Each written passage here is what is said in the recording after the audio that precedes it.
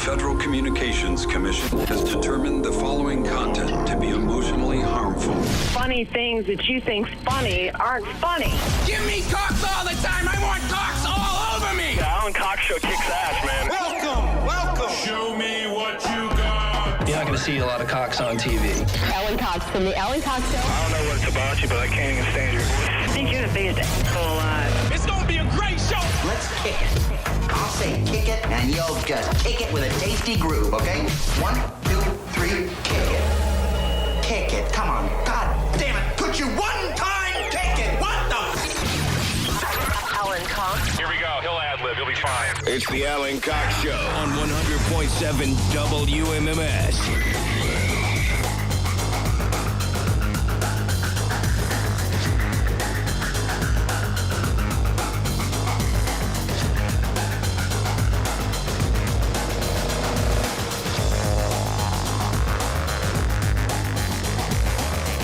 Hey, what's going on, guys? Good afternoon. Welcome. Greetings and all that. My name's Alan Cox. Thank you very much for being here, for hanging out with us. Say hi to Rob Anthony. He's right over there. Hello there. And if you'd like to come along for this little dog and pony show, we'd love to have you as well. Of course, I was doing, well, Rob and I just kind of pull the curtain back a little bit. Approximately, I guess we start maybe 45 minutes before showtime, where we do a solid 45 minutes just in here, our vocal trills, right? We're constantly working on our voices. We're doing our me, that kind of stuff, right? We're just doing our trills and our runs because our voices, of course, our instruments. And that's how we begin every afternoon. But if you'd like to be on the phone, boy, I'll tell you what, some people hate being on the phone. They'll tell you, oh my God, if I see somebody calling me, they'll say, I don't know what to do. And there's a generational aspect to that too, but you know, even older people now, they're like, I don't want to talk on the phone, right? Send it to voicemail. Unless you got me on the other end. And then it's just a delight. It's a delight. I'm just going by what I've seen in the comment cards. We have a suggestion box out here in the lobby. 216-578-1007 if you want to get us there, or 800-348-1007. You can send me a text. 35192 is the number to do that. Alan, you're going to talk about the lady who got eaten by the pigs in Pataskala. Is that how you pronounce that town? Is it Pataskala? I am going to talk about that. That's a fascinating story. A lady was eaten by her neighbor's pigs. Because pigs are hungry. And how many other animals that we consume have the opportunity to get revenge on us? When you say you're going to talk about it, do you mean like right now? Not or are you right going to now. Save it? Okay, because no. I have so many questions. Yeah, no, I'll get to it. Fascinating. Yeah. Yeah. Pataskala, I think that's how that's pronounced. Where is that? I'm sure it's out there in the sticks. I'm sure somebody will be able to let me know. Anyway, I'll tell you what I've been doing is I've been checking on, in all morning, I swear to God, I've been checking in on friends of mine who live in California, who live in L.A. Mm-hmm. Have you watched the video of this fire? The one that, do you see the one around the house? Yeah. Oh my God, dude. A buddy of mine lives in Glendale. I have a couple friends that live in the city. I'm like, are you guys okay? Probably my last best friend that I've known the longest of my life, he and his wife live in Glendale, which is northeast of downtown LA. And I thought that maybe they were far enough out. But there's like two or three fires that are going on. There's the Eaton Fire, that's near Pasadena, so that's close to them. That's 2,200 acres. There's the Hearst Fire, which is out in the San Fernando Valley. That's 500 acres. And then this Palisades Fire. This is what's freaking people out because it's all rich people. My former agent, a beautiful man named Robert Eatman, he had been a client of his for many, many years before he died in 2017. And he and his lovely wife and family lived out there in Pacific Palisades. It's an extraordinarily affluent part of Southern California. And they've got these wildfires now that are like in Malibu and Pacific Palisades. So all of the articles that you see are about celebrities fleeing their homes. And some of them pointing out that because there are a lot of insurers now that won't give people home policies because there are always fires. That, like James Woods, this actor, his house on fire. And he's like, I don't have home insurance. I gave a policy. This house that Ben Affleck just bought after he split with J-Lo, going up in flames. He and J-Lo, the divorce becomes final a couple of days ago. But when they split up, obviously, when they got married, they got this huge brand new house together. And then they split 2 years later, sell the house, and then, of course, they both go. Imagine a life where you and your wife split, you sell your massive house, and then you just go buy another $20 million house. That's what Ben Affleck did. That house is on fire. And so there's all these Now, in the midst of all this are just looky-loos.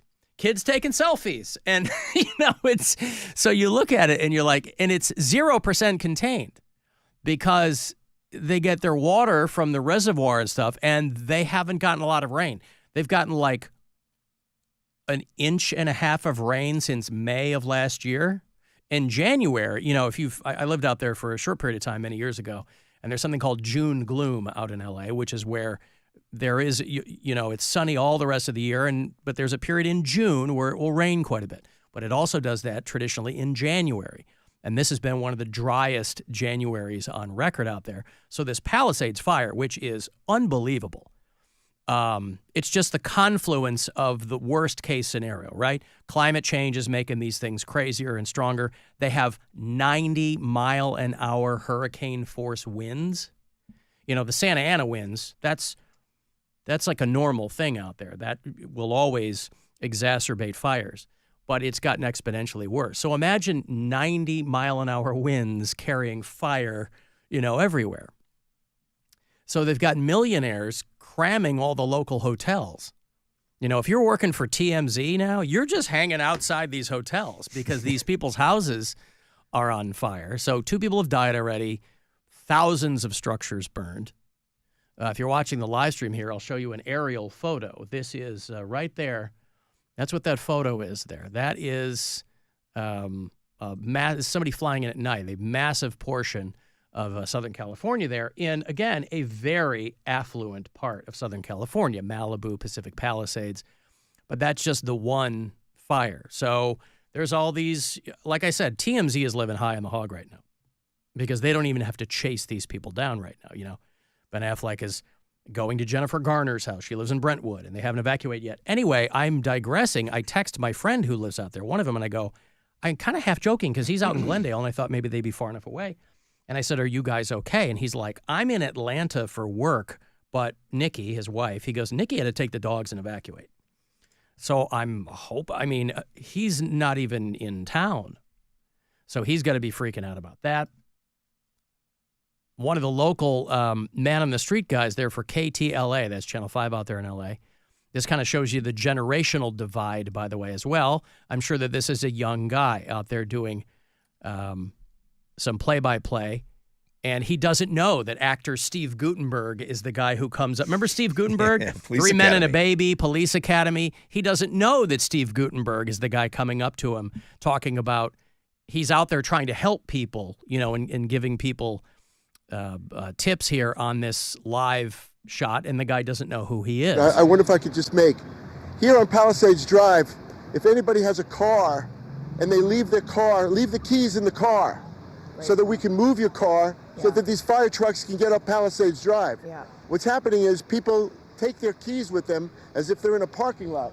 This is not a parking lot. Yeah. We really need people to move their cars. So if you leave your car in Palisades Drive, leave the key in there so a guy like me can move your cars and get them up there so that these fire trucks can get up there. It's really, really important. Thank you for talking to us live, sir. What's your name? My name is Steve Gutenberg. Steve, do you live in this area? I live in the area. I live right up the hill, and thank goodness everybody back. But I have friends up there right now, and they can't evacuate because it's stuck on Palisades Drive. Yeah, and you're an actor. Yeah, I'm an actor. Okay, now you look familiar. You can hear, because the guy's got the IFB in his ear, and you can hear the anchor or the producer going, he's an actor, dummy. Yeah. Oh, now I remember you. That's Mahoney, you moron. There you go. I think I saw Cocoon when I was 2 years old. So, yeah, Steve Gutenberg running up, and of course, he's heir to the Bible fortune. Anyone? He is out there in the middle of Pacific Palisades and trying to help out on that live thing. But yeah, I've got a handful of friends who live out there, and it's really, really freaky. Again, there's always fires, but when you see like this apocalyptic scene with like high winds and empty hydrants, and everybody's screaming at the mayor of L.A. She's over in Ghana. She's doing some trip. I don't know. So they're all screaming at her, and it's awful. And again, 0% contained. Yeah, they're saying being that close to the ocean, they just going to let it. It's going to have to burn until it gets to no more land. Like it's kind of just going to get to that point, and then they can try to contain it from the sides, is what they were saying. They're going to have to. Because there's really nothing else they can do. And they don't have enough firemen because they slashed the firefighter. But I don't know why, out of all the things you could cut in a city's budget, if you were in Los Angeles, I don't know why you would touch the firefighters' budget. They cut like $20 million. So obviously now the finger pointing starts. These are very wealthy, prominent people whose houses are being lost. And so whether it's mudslides or, I haven't lived out there in 30 years, and I didn't even get so much as an earthquake when I was there. But they're really, really going through it. So I was checking it. I texted my son because he works for a cybersecurity company, and he travels a lot. And he has friends out there. And I go, "You're not in L.A., are you?" And he's like, "No, I'm in Fort Lauderdale." And then he's regaling me with tales of, his company's paying for all this stuff. And I'm like, okay, well, have fun. I just want to make sure you weren't on fire. But it's wild. Hey, Rob. Hey, how's it going, guys? Hi, Rob. All right. Nice to be on the show again. You guys are awesome. I have a little bit of a common sense question here. We have the ability to make pipelines to ship crude oil, or is it refined? I don't know. Over thousands of miles through multiple states. You're telling me there's no way possible that a coastal state can have the ability to build some type of piping system. And I'm not talking about saving every square foot, but like every 50 miles, every 70 miles, whatever the common sense thing would be. Why don't we have that ability for them? Well, I'll tell you what, Rob, and I'm purely speculating here, but I have an idea. I have the thought that it has nothing to do with lacking the ability. It has to do with it always comes down to cost. And they will always hedge their bets. Hey, why spend money on this? Because it might not happen. I don't know. I'm sure that those conversations have been had in California for a long time. But I don't know. One can only hope. I don't know what the answer would be, but yeah, it's wild. Thank you, Rob. I appreciate it. There's Rob over on the west side of Cleveland. The one that I can't figure out is, the Pacific Ocean is pretty close. Right there. Yep. So I don't know why they aren't bringing in more, of other areas with those helicopters to just kind of scoop up all that water and use that to extinguish the fires. I'm not seeing a ton of that. I don't know. Maybe they don't want all the microplastics burning. They don't want the fumes from the microplastics. I don't know, but it's a wild, wild scene out there. It really is. 2,925 acres currently on fire. Yeah. So, okay. I'm going to take a break here. If you want to send me a text, 35192. To do that, you can watch the show live on the Alan Cox Show YouTube channel, and we'll be back. It's the Alan Cox Show. Everywhere on our free iHeartRadio app. Or whatever smart device you have. Just tell it to play the Alan Cox Show on iHeartRadio. iHeartRadio's Alter Ego 2025, presented by Capital One, is going off live this Saturday night from backstage to side stage. Alter Ego and beyond. You'll hear all the live performances. Incubus, Cage the Elephant, The Lumineers, Glass Animals, St. Vincent, The Head and the Heart, Fontaine's DC, Damiano DeVee, and punk rock royalty, The Offspring. Alter Ego, live from Los Angeles. Jumping out of your speakers and in your face. Don't miss the live stream presented by Amazon Music. Watch on Twitch and Prime and hear it on the free iHeartRadio app's alternative radio station. This Saturday, 10 p.m. Eastern, 7 Pacific. Capital One is the proud presenting partner of iHeartRadio Alter Ego 2025, bringing great products, rewards, and services to its customers. What's in your wallet?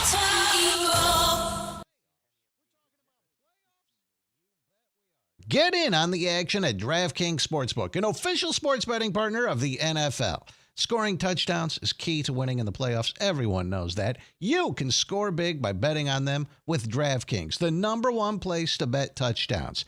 If you're ready to place your first bet, try betting on something simple, like a player to score a touchdown. It's that easy. Go to the DraftKings Sportsbook app and make your pick. Right now, new DraftKings customers can bet $5 to get $200 in bonus bets instantly. Download the DraftKings Sportsbook app and use code BUZZARD. That's code BUZZARD for new customers to get $200 in bonus bets instantly when you bet just $5 only on DraftKings Sportsbook. The crown is yours. Gambling problem? Call 1-800-GAMBLER. 21 plus. Ohio only. Eligibility restrictions apply. Bonus bets expire 168 hours after issuance. For additional terms and responsible gaming resources, see dkng.co/audio.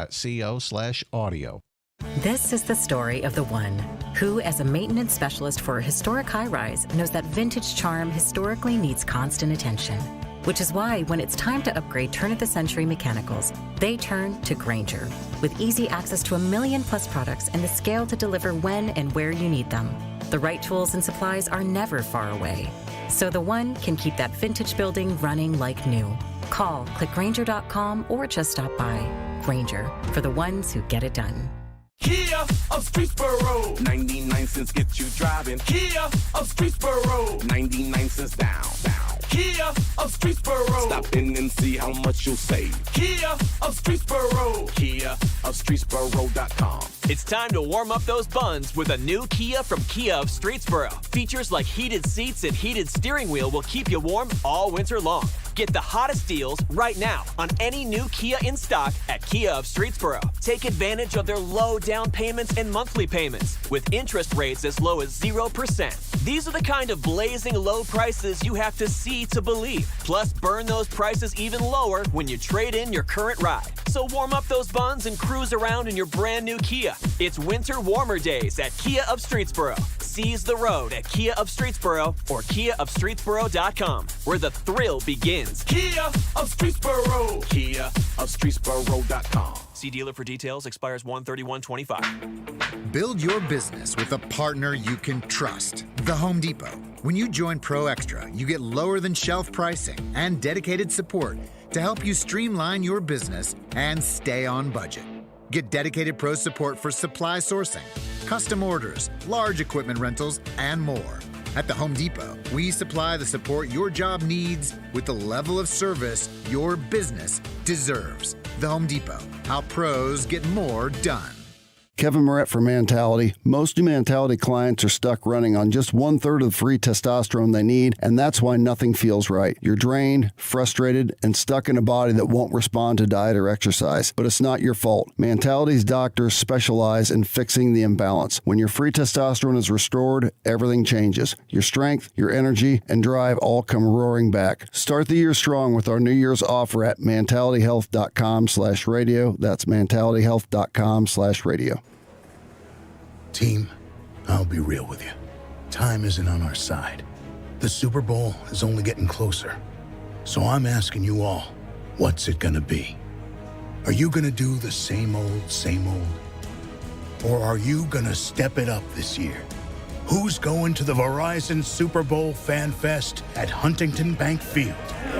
Are you gonna join us for a Super Bowl experience like no other? Get exclusive access to the stadium where your favorite players make history.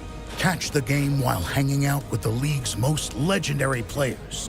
All while enjoying live music and crushing game day bites.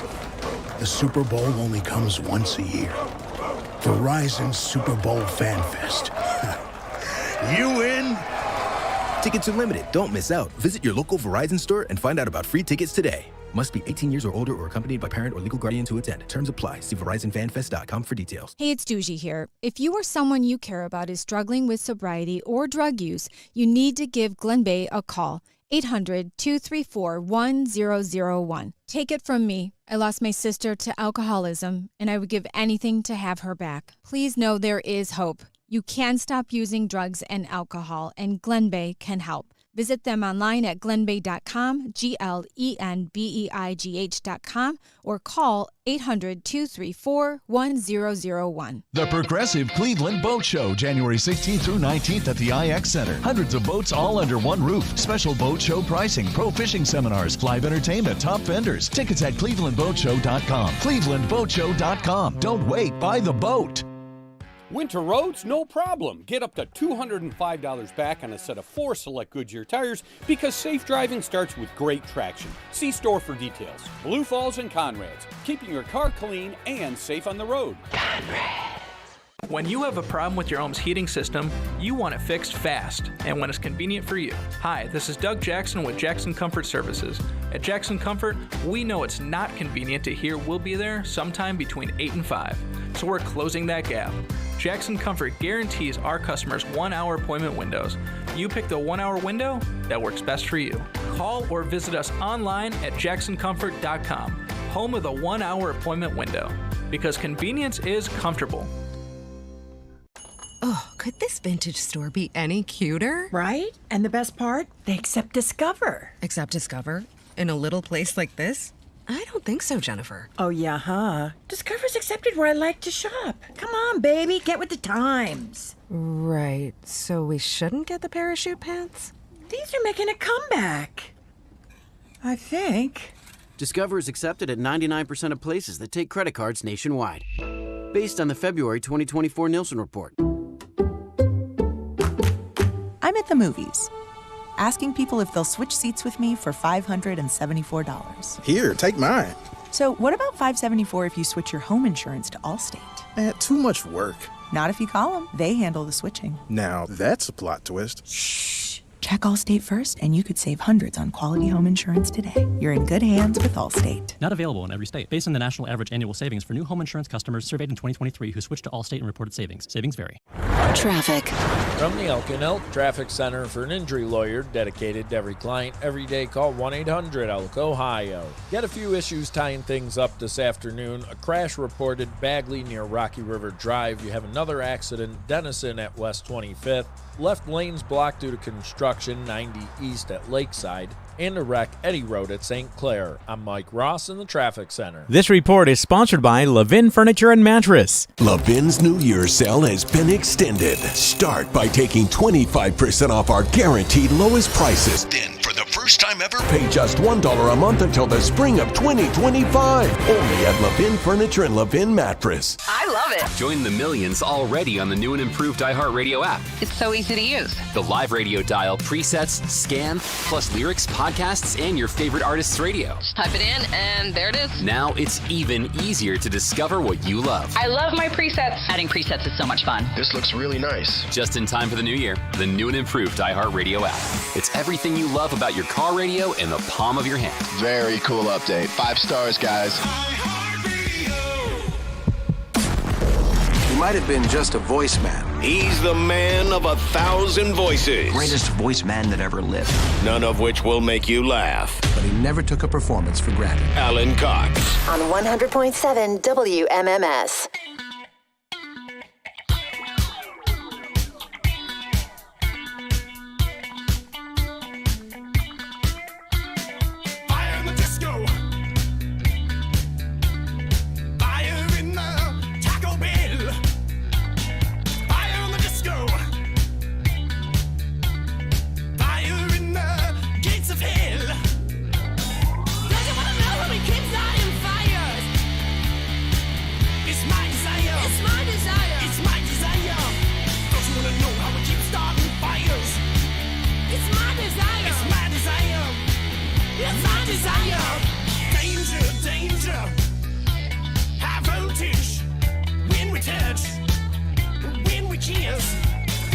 Oh, Cavs are at home tonight. That's exciting.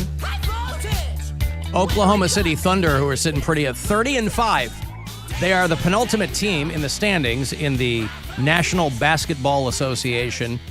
Your Cleveland Cavaliers, of course, at the very, very top at 31-4. But I mean, you know, boy, there's a pube's worth of difference between these two teams right now. It's got to be a more elegant way to say that, but it escapes me right now. So tonight's going to be a great game. It's going to be very, very evenly matched. You know, there's some of these teams Cavs roll right over them. But it will be a clash of the Titans tonight. The Oklahoma City Thunder and the Cavs at 7 o'clock tonight. Your 6:30 pregame. All the coverage begins as soon as we roll out at 6:30. And you'll hear all of it here, of course, on the Buzzard and on the iHeartRadio app if you want to listen there. And use the promo code Garland for 20% off whatever you want to get at CLE Clothing Company all throughout the month of January. It is January, right? Sure is. I'm looking at my screen. It says it's the 8th of January, and I wish to God I could figure out why January 8th is so significant to me. You know how some dates will stick in your head? And some of them you know. Some of them they just do. One of my college girlfriends, her birthday was like April the 4th. And I don't know why I remember that because I haven't had contact with her in 25 years. But and then there are other dates that I'm sure they mean something. There's somebody probably listening right now is like, well, today's my birthday, Alan. Maybe that's what you're thinking of. And you might be right. But January the 8th is something. But I don't know what that is. Was it the U.S. national debt was $0 for the first and only time in 1835? Yes! That was what That's exactly what it was. That's what I figured. Let me put that in my phone calendar so that I don't forget it again. I'll make sure that I get an annual reminder so that I'll remember. That's what it is. I'm here for you, man. Thank you. You're welcome. See, Rob hasn't been on the show long, but he's been here long enough where he knows that, boy, 19th century fiscal policy really scratches me right where I itch. I always hope that if you ever go on Jeopardy, that is the final round. Final Jeopardy. If it's that, you're shoo-in. Right. Yeah. I haven't watched, I was a pretty regular Jeopardy watcher for a good clip, and I couldn't tell you the last time I watched Jeopardy. I just haven't watched it. Didn't watch it over break when we were gone for the holidays. I mean, everybody's schedule is kind of weird when they're on vacation, but I didn't watch Jeopardy at all. And because my daughter wants to watch like the other game shows that are on Netflix, there's one that Patton Oswalt hosts called the 1% Club. That's pretty. Have you seen that? That's kind of interesting.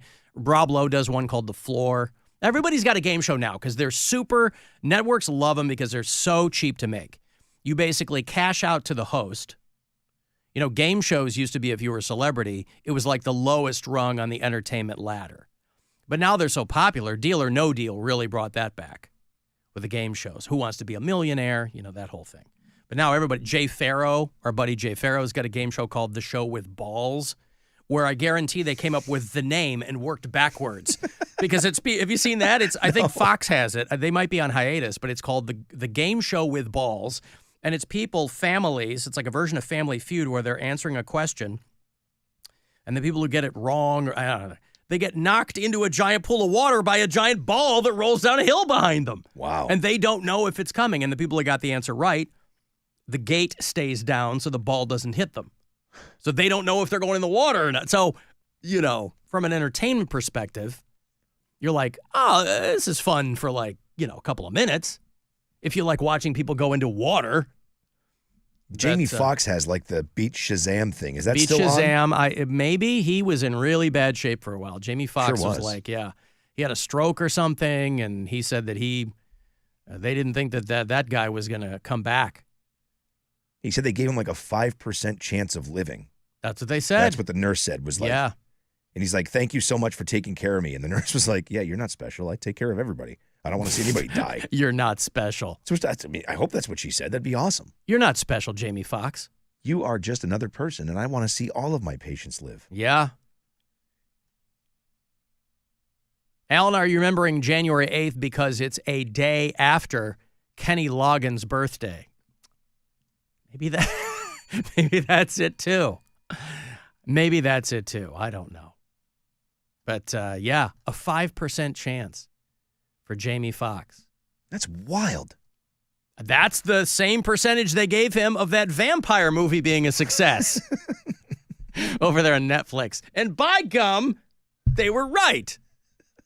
Everybody telling me, by the way, that it's because of those high winds that all of the air support is grounded in L.A.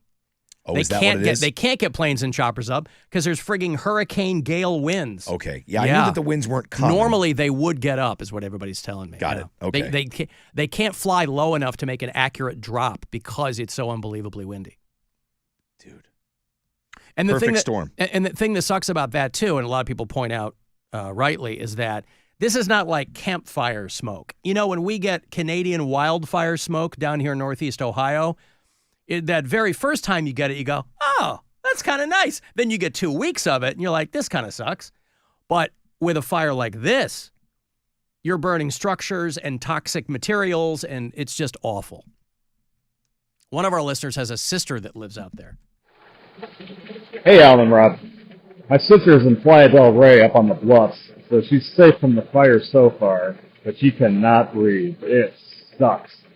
Her old condo in the Palisades is completely gone, though, and the entire downtown Palisades, that gorgeous little area with all the Spanish buildings, just gone. It sucks so bad. But we'll listen to you guys.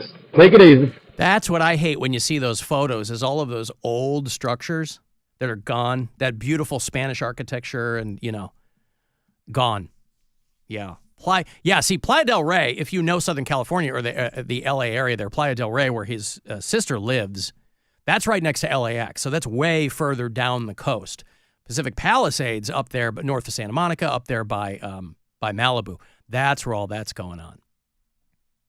When my wife lived in LA, I mean, she's 10 years younger than me, so we lived there, obviously 10 years apart. I lived in Hollywood, but she lived in Hermosa Beach, so she was way down the coast. But I mean, when I lived there 30 years ago, I didn't get any of that. I didn't get fires. I didn't even get an earthquake.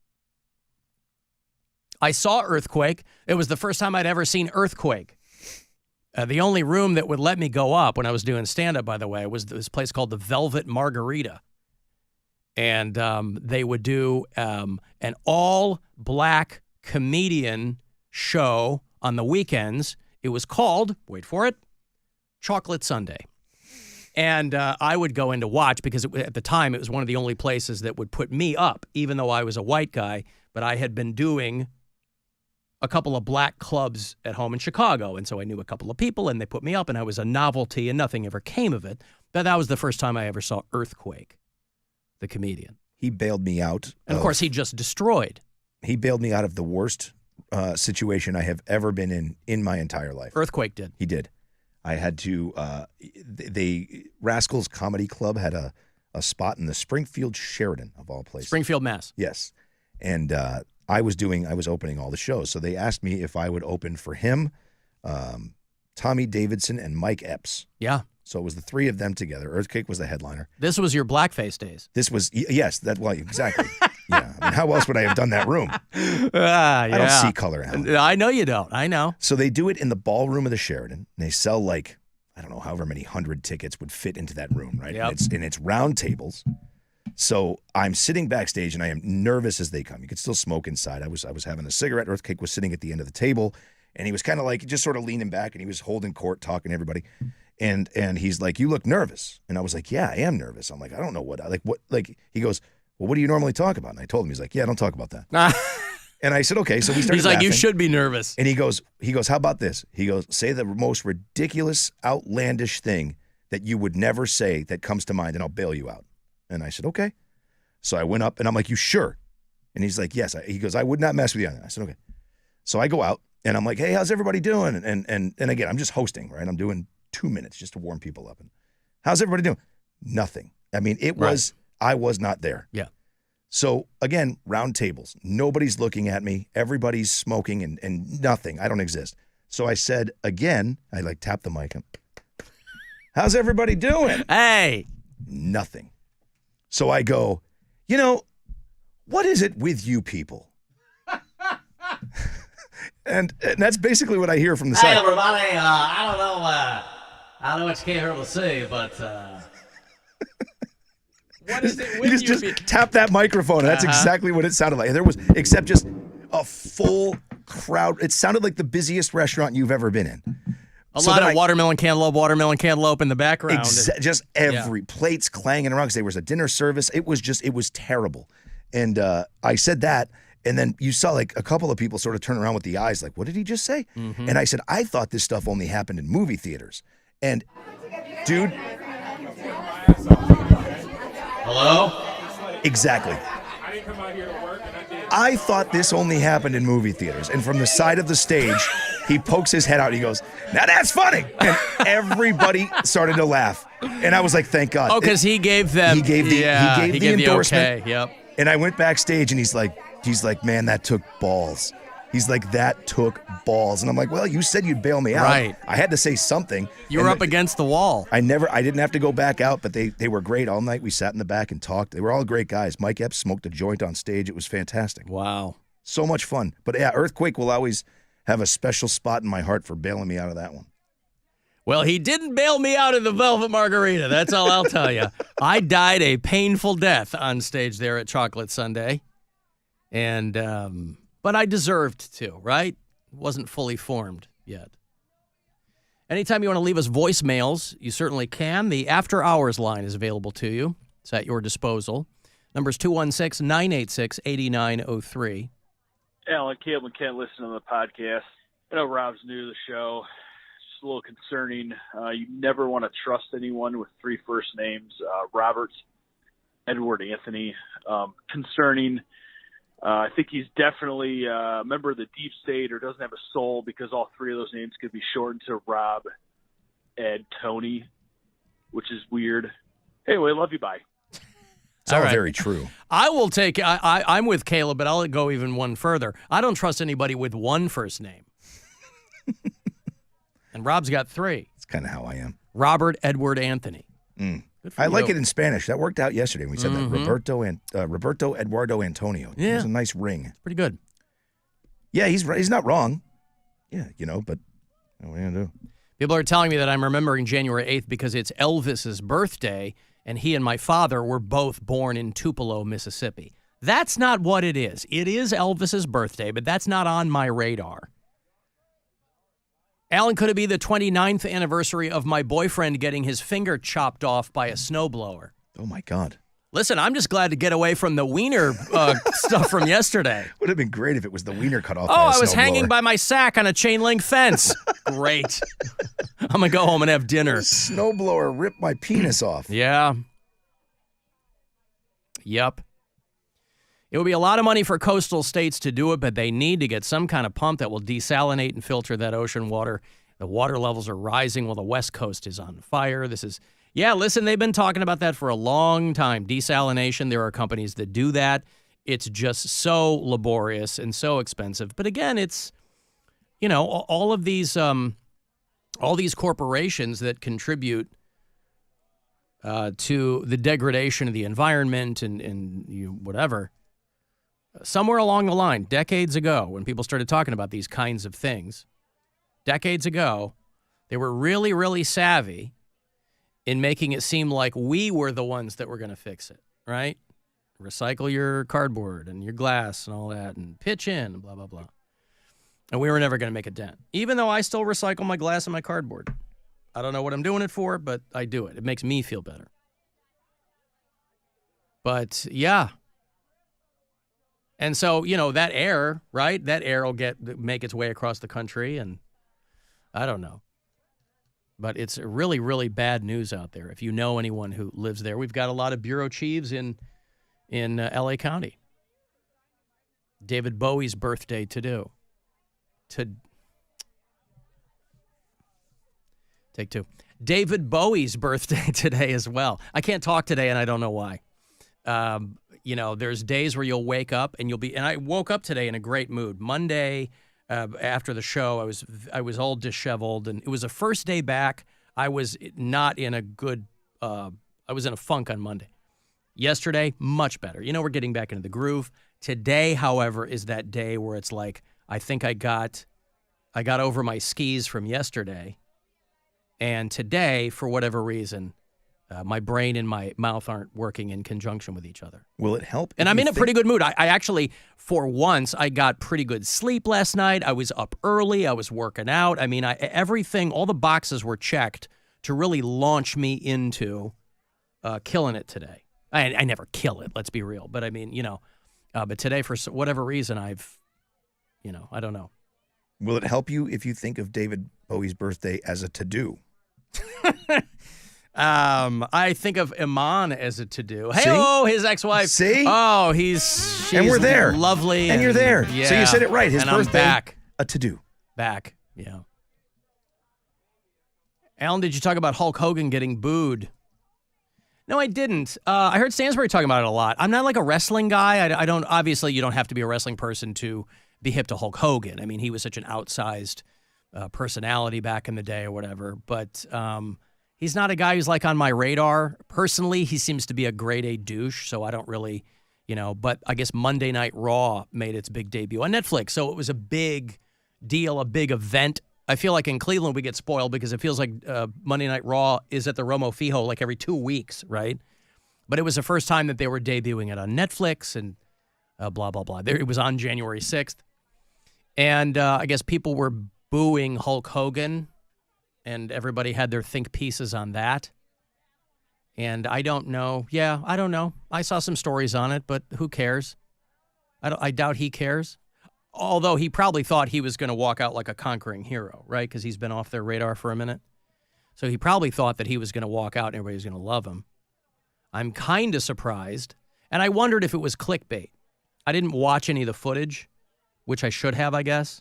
Because a lot of these stories are like, Hulk Hogan mercilessly booed. You know what I mean? Like those adjectives that they put in these clickbait articles. And then you watch it, and there's a few people going, boo. But by most accounts, I guess, there were a lot of people there that I don't know why they weren't happy to see him. I don't know. Some people were chalking it up to some political bent. I can't possibly imagine that's the case. Who in a WWE crowd, from a political standpoint, is going to boo Hulk Hogan? But I don't know. I didn't watch it. I didn't even know that it was a thing. Are you saying boo or boo-earns? I was saying boo-earns. Maybe they were saying boo-earns to Hulk Hogan. It definitely wasn't resounding boos. I watched it after Dan was talking about it just to see it. Yeah. And it's like a shot of him backstage, and he's like, yeah, brother, I'm going to go. And does this normal Hulk Hogan thing, and he walks out, and kind of the first thing you hear when he walks out is a bunch of people booing in that corner. So I don't know if it was more isolated or what, but I mean, there was definitely people booing him. And I do think it's probably just, I mean, guys, I thought maybe it was just for the theatrics of the event. I don't know. I don't think so. I really don't. Guys like that, man, it's so hard when you start dipping your toe into the political stuff when you're just known for one certain thing, right? You start becoming outspoken and over the top. Yeah, but he's been that guy for a long time. That's what I mean. Like, it's not like we discovered something about Hulk Hogan once Trump became president the first time, right? Hulk Hogan's been that guy for a long time. Yeah, but it developed more. Like, even when the beer came out, he was more and more and more vocal. Yeah. And I mean, dude, it's so polarizing. Well, didn't he do a thing here recently where like a woman got a beer can in the head? Was that here? Yeah, it was at he was at that Thirsty Cowboy in Medina. Yeah, there you go. And a lady took a can to the head. Yeah, I think, again, but that's not his fault, is it? Did he throw it? No. Actually, I think he, Jesus, I don't know. I don't know who threw it, but I do know that someone got hit with one of his beer cans. Yeah, I mean, that's never good, but. No. But 50% of the time, or 100% of the time, you're going to piss off 50% of the people, right? Yeah. And I think that's just what that was. You write that down. Well, you can write it backwards like I said it. I'm not 50% of the time, you'll piss off 100%. 100% of the time, you're going to piss off 50% of the people. That's right. Now, I'll give you a little bit about me. Over the course of my career, you might be impressed to know that I have, on a regular basis, pushed that to 86% on a regular basis. As you should. Yeah. As you should.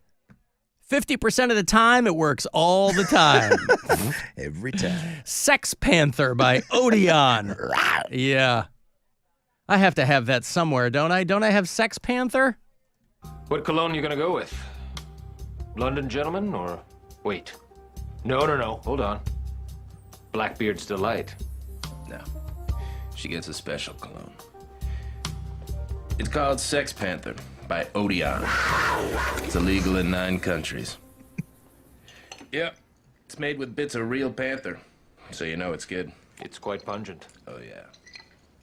Ooh, it's a formidable scent. It stings the nostrils. In a good way. Yeah. Brian, I'm going to be honest with you. That smells like pure gasoline.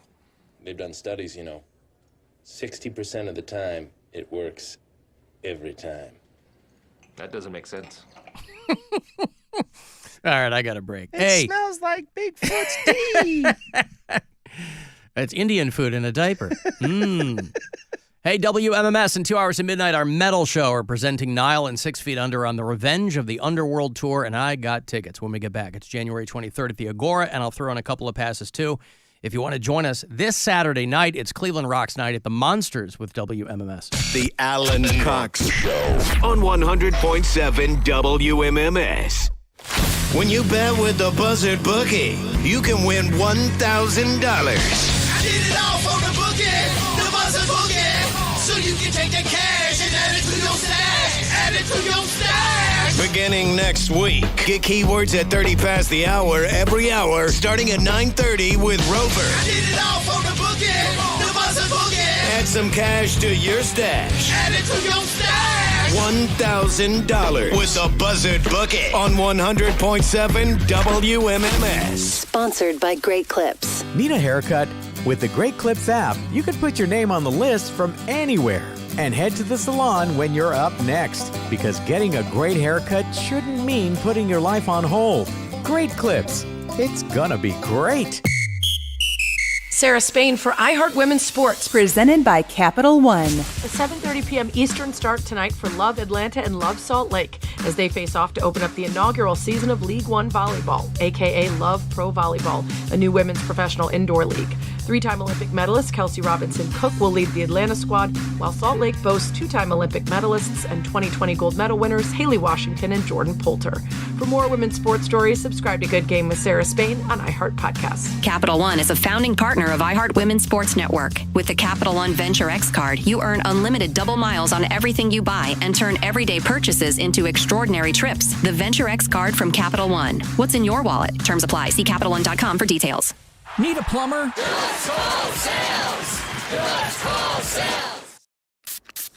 Watching Clorox cleanup spray dissolve tough grime in the shower feels like... Wait, this really just happened? I'm shocked. Underwear and everything? It feels like being able to zip up your overpacked suitcase on the first try. Smooth. With Clorox, clean feels satisfying. Clean feels good. Use as directed. It's just like my car radio on my phone. Adding presets is so much fun. Join the millions already on the new and improved iHeartRadio app. Seeing lyrics in the app is incredible. It's so easy to use. Nice job, iHeart. Find out what everyone's talking about and get the new and improved free iHeartRadio app today. Kia of Streetsboro. 99 cents get you driving. Kia of Streetsboro. 99 cents down. Kia of Streetsboro. Stop in and see how much you'll save. Kia of Streetsboro. Kia of Streetsboro.com. It's time to warm up those buns with a new Kia from Kia of Streetsboro. Features like heated seats and heated steering wheel will keep you warm all winter long. Get the hottest deals right now on any new Kia in stock at Kia of Streetsboro. Take advantage of their low down payments and monthly payments with interest rates as low as 0%. These are the kind of blazing low prices you have to see to believe. Plus, burn those prices even lower when you trade in your current ride. So warm up those buns and cruise around in your brand new Kia. It's winter warmer days at Kia of Streetsboro. Seize the road at Kia of Streetsboro or KiaofStreetsboro.com, where the thrill begins. Kia of Streetsboro. Kia of Streetsboro.com. See dealer for details. Expires 1/31/25. Attention all football fans. Old Spice Swagger Deodorant 4-pack is back at Costco. Get ready to unleash the greatest smell in the NFL. Old Spice Swagger is the ultimate 24/7 odor protection for all the football fanatics out there when used daily. But here's the catch, folks. This limited time offer won't last forever, so head to Costco and grab your 4-pack of Swagger Deodorant. Don't let those game-winning moments be overshadowed by unwanted odors. Get your Old Spice Swagger Deodorant now. Say Santa version 2.0, a 61st birthday celebration for Maynard James Keenan. Featuring Primus, Pussifer, and A Perfect Circle. All 3 bands on stage together. May 25th, Blossom Music Center.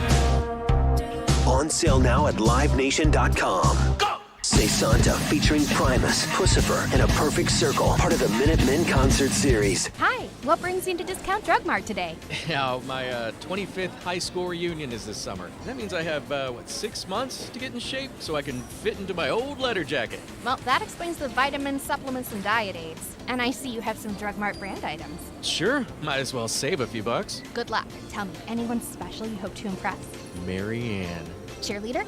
No, chess club. Discount Drug Mart saves you the runaround. You'll find everything you need. Hot in one room and cold in the next? No ductwork? No problem. Bryant Ductless Systems will bring enhanced heating and cooling to your home. Call Burton Sheet Metal today to find out which ductless system is right for you. Bryant and Burton Sheet Metal, doing whatever it takes.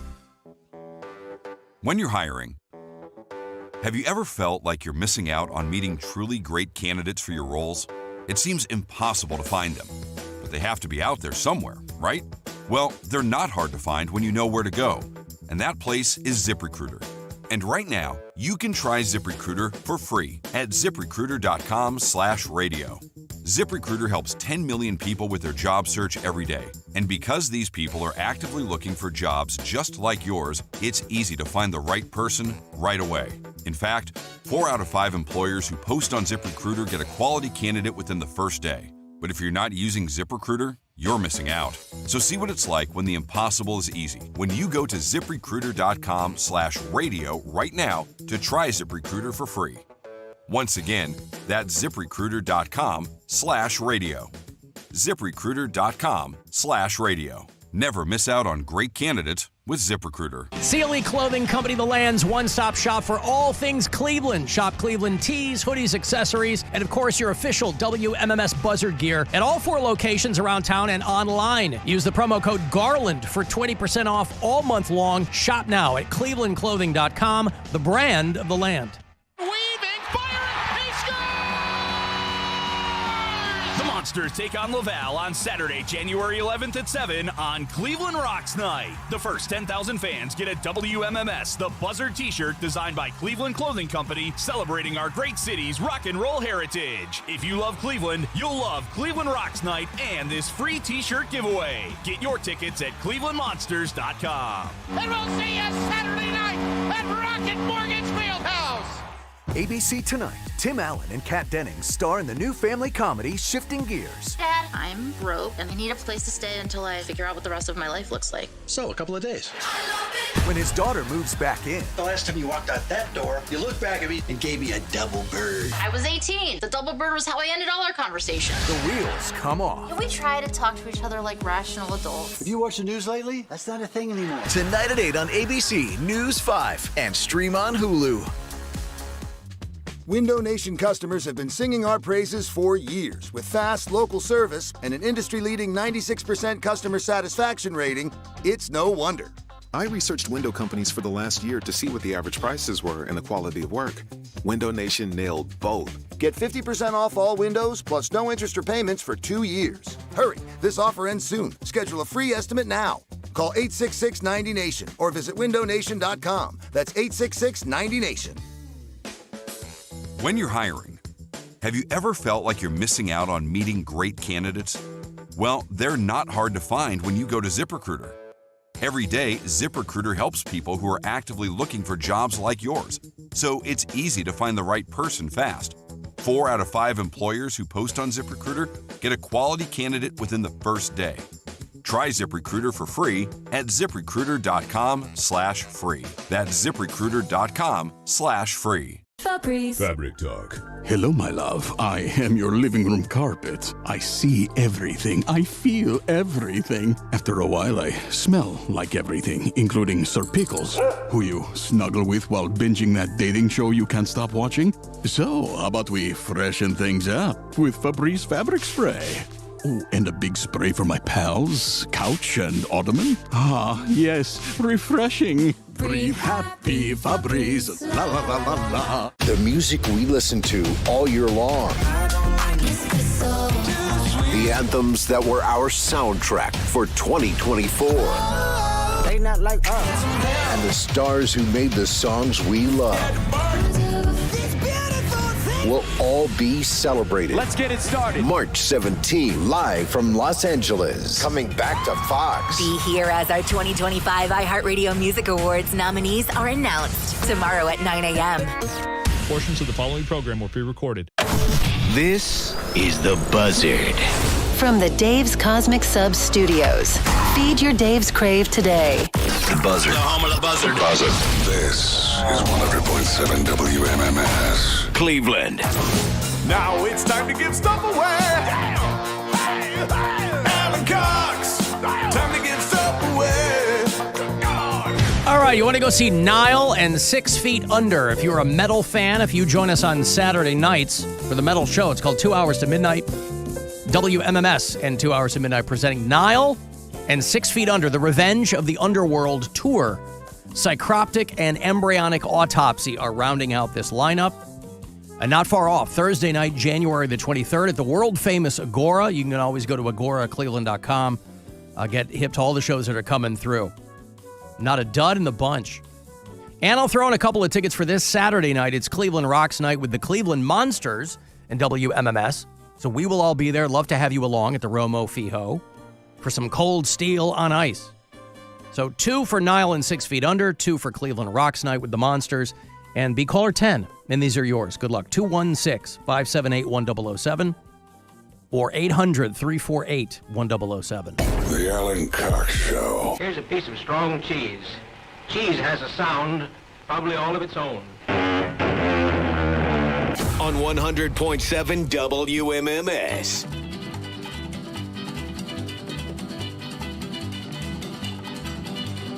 Bright light city, gonna set my soul on fire. Got a whole lot of money that's ready to burn, so get those stakes up higher. Somebody mentioned earlier, was I thinking of January 8th? I couldn't remember what the significance of it in my brain was, and they said, could it be Elvis's birthday? It wasn't that.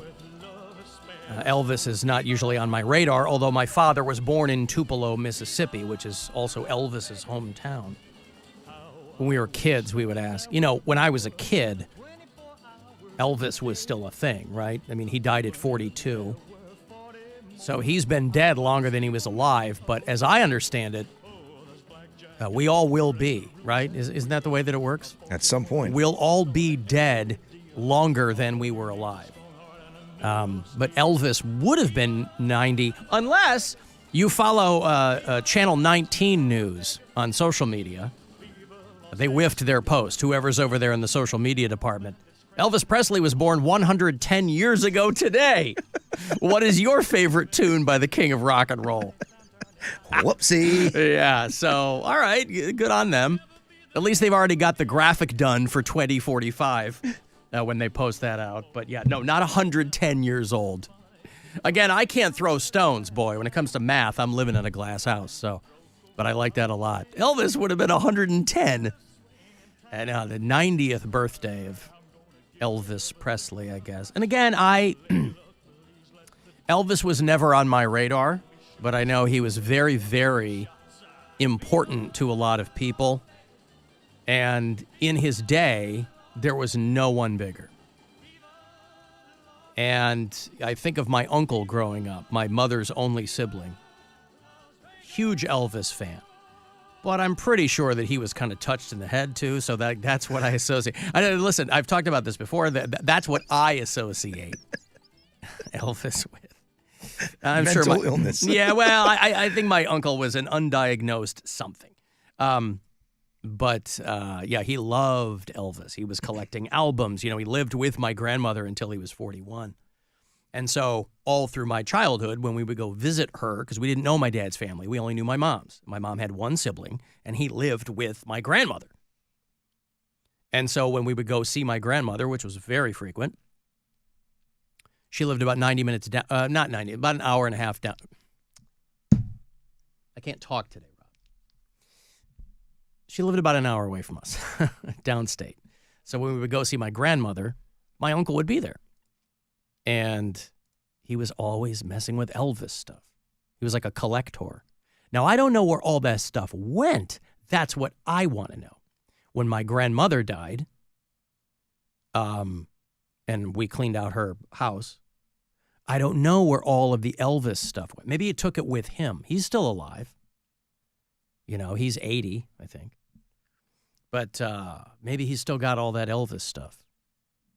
And maybe it's worth something. I'm not poo-pooing it. But for people who still pay attention to Elvis Presley, today would have been his 90th birthday. And they do a live stream from Graceland every year. You ever been to Graceland? I have. Have you really? I have, yeah. Are you an Elvis fan? Or I am. You are? Okay. Yeah. I was in But Memphis. I'm preaching to the choir here. No, I was in Memphis for an event. So I skipped a big part of the event because it was boring. And I went to Graceland. Mm-hmm. It was, I don't know, man. If you're a music person, I think it was well worth seeing. I got more out of going to Sun Studio. I thought that was cooler. Yep. But, I mean, you feel when you're kind of walking through, to me, it felt like an unwanted guest, honestly. Like, it was just, it's odd. Because You know he's what I mean? buried there, yeah? He is. Okay. But it's just, I don't know, man. You're walking through somebody's house exactly as it sat in 1977. Yeah, okay. And then you look up the stairs, you know that's exactly where he was, you know, and it's all blocked off because he didn't let anybody up there in life, so nobody can go up there in death. And gotcha.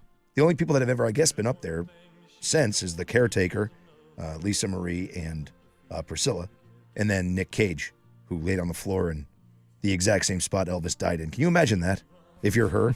Right. Like you come into there's your husband laying on the floor in the spot where your father died just to... Oh, because he was married to Lisa Marie. Right, to have that moment. I guarantee he married her just for that.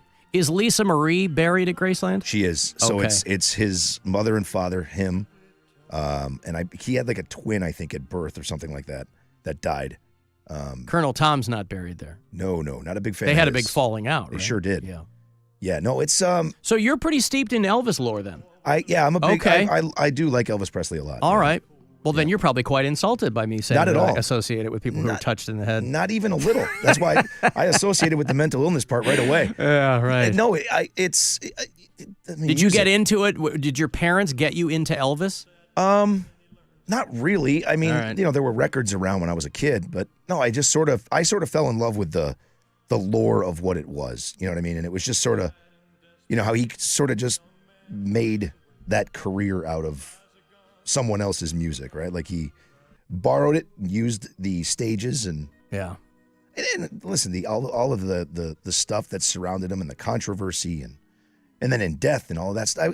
I was always fascinated by the story. So yeah, Was it a joke that he died on the toilet? No. Or did he die on the toilet? No, well, I mean, he died in the bathroom. In the bathroom. And they okay. found him with his pants down, so you have to assume that he fell off the toilet when Right. he died. Yeah. And it was, I mean, the guy was on massive amounts of narcotics. He was constipated. Very out of shape. Just sat there forcing, and boom, there it went. Wow. What a way for the king of rock and roll to go. Right. They did. They called him the king of rock and roll, didn't they? The king of rock and roll. Yeah. Yeah. I would listen. I think if you ever find yourself in Memphis, you should go. I think it's just one of those things that's pretty cool to see. It's a spectacle in what they call this mansion. You know, like you probably know 20 people with a house that have that's bigger than that. It's not this palatial estate. It's not. No, it's a huge chunk of property. I was going to say the grounds are real big, right? Yeah, but for the time, it was a huge house. Okay. Right? And you know, just seeing all the videos and stuff that you sort of the historical element of what Graceland is worth seeing. I loved it.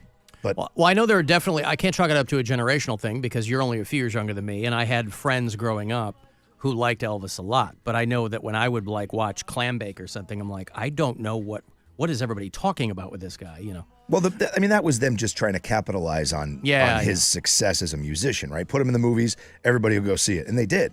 But those movies were terrible. He'd be the first one to tell you that he wasn't an actor, you know? Viva Las Vegas and Blue Hawaii or whatever the hell. Yeah. They're not movies that they weren't going to win an Oscar. They were him and Anne Margaret. Have him sing all of his lines. It's the Eddie Murphy joke, right? We're going to win this race. Yeah. That whole it was silly, but it works. Walking through and seeing all the costumes and stuff, you know. I love the 1968 comeback special when they released that as a movie. My brother and I actually met and went and saw it together. It was. This was a film, a concert film that was in theaters. Yeah, they re-released the 1968 comeback special. Okay. Where they, I'm sure you know the story. But I don't. No? I mean, I think context clues, this must have been his big comeback. Yeah, it was, I mean. I associate him with that Hawaii show where he was all fat and in the jumpsuit. And that's okay. All right. Okay. So, yeah, I mean, if you ever find yourself bored and want to look at something, music history-wise, I think it's worth looking at. That's what sort of captured me with Elvis. That is the history part of it. I wasn't necessarily a fan of all of the music, but I thought it was cool. I liked the tour a lot. Okay. Well, let's see if I ever get that bored. That's the thing. Yeah. You got to find yourself very bored, I guess, if you know him as the Hawaii thing and the Fat Elvis. Like there's a good 35 years of stuff prior to that you could find out about. Yeah. Ooh, right on the end of that. That was perfect. Very nice. Dun, dun, dun. Alan, I remember hearing about a storage wars kind of thing where somebody bought a closet that was full of newspapers, all the Elvis died headlines, and made a ton of money off of it. That's what I mean. I wonder if my uncle, who is still alive, as far as I know, I don't know. I hadn't seen my uncle since I was like a kid, and then he shows up with some woman we've never seen before to my grandmother's funeral, and he didn't even recognize me. I had to introduce myself to my uncle. And then he was gone, and we haven't seen him since. And Wow. so as far as, and my mom doesn't have any contact with him. I mean, they fell out a long time ago. And so I don't know. Maybe my mom does know if he's alive, but I'm going to put a little bug in my mom's ear. I was texting my mom because I'm going to get a tattoo of my dad's signature. And so I was like, hey, you need to send me an image of Dad's signature. He had a lot of flourish in his signature. And so my mom and I started talking. I'm going to put a little bug in her ear. Hey, when Uncle Bob kicks the bucket or whatever, let's dig through his Elvis memorabilia. Provided that he hasn't already sold it to fund what I can only imagine is a lavish lifestyle. Have you put any thought into where you're going to put that tattoo yet? I was going to put it on my right cheek. On your face? Yes. Post Malone style? No, I haven't thought about it. No, because it's not the first one I'm going to get. I'm going to be getting a couple before that, so I'll figure it out. That's what my mom asked too. Where are you going to put it? And I said, "Wouldn't you like? Don't worry about where I'm going to put it." No, I don't know. I'll have to think about it. I did that with my dad when he died. My dad just wrote his initials on everything. He was a contractor. And he was a lefty, and his letters kind of had like that, like loopy stuff to it. So I put that on my left shoulder, on the back. See, I'm a lefty too. What's the loopy stuff? It's just the way that he wrote. He just had his E's almost looked like a backwards 3. You know what I mean? So his initials were on everything that he owned. So that's what I took was the initials and put that on my back after he passed away. Alan, my name is Priscilla, and I only recently stopped getting the Elvis joke every time I met somebody. Really?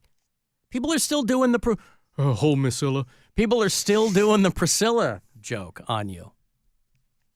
Wow.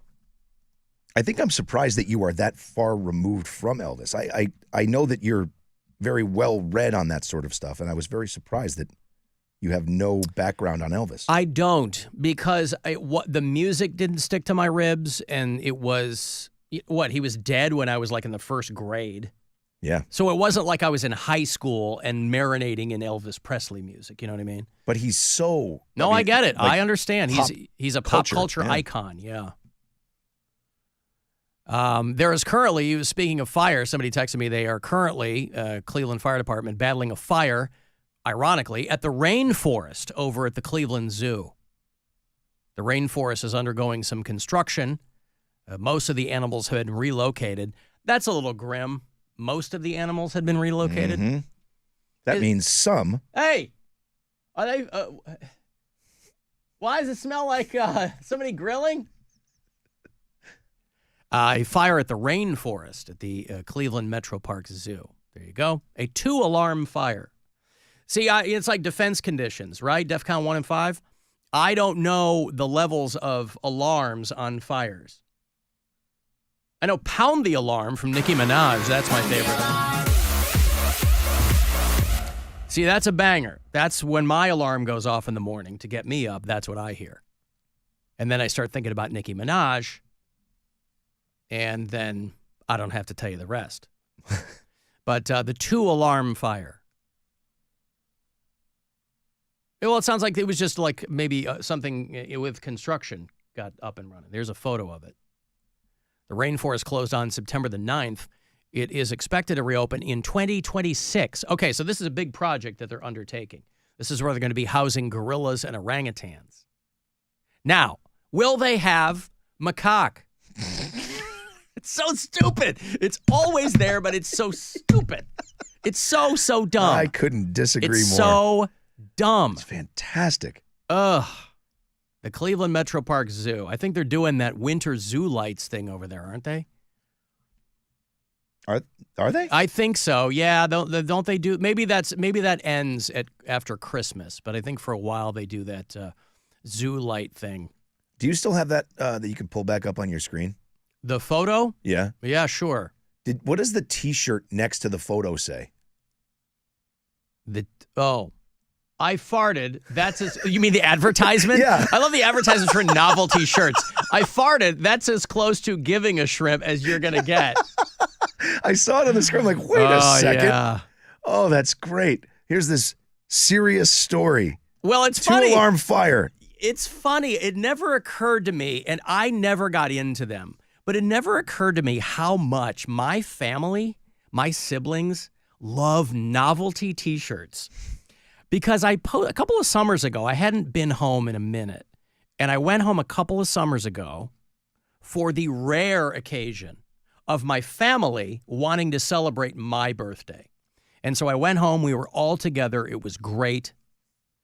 All the kids and the cousins and everything. It was a very rare occasion with my family and on my birthday. And so I got to take a bunch of photos of me and my parents and my siblings. Obviously, this was before my dad passed away. And I was posting some of them.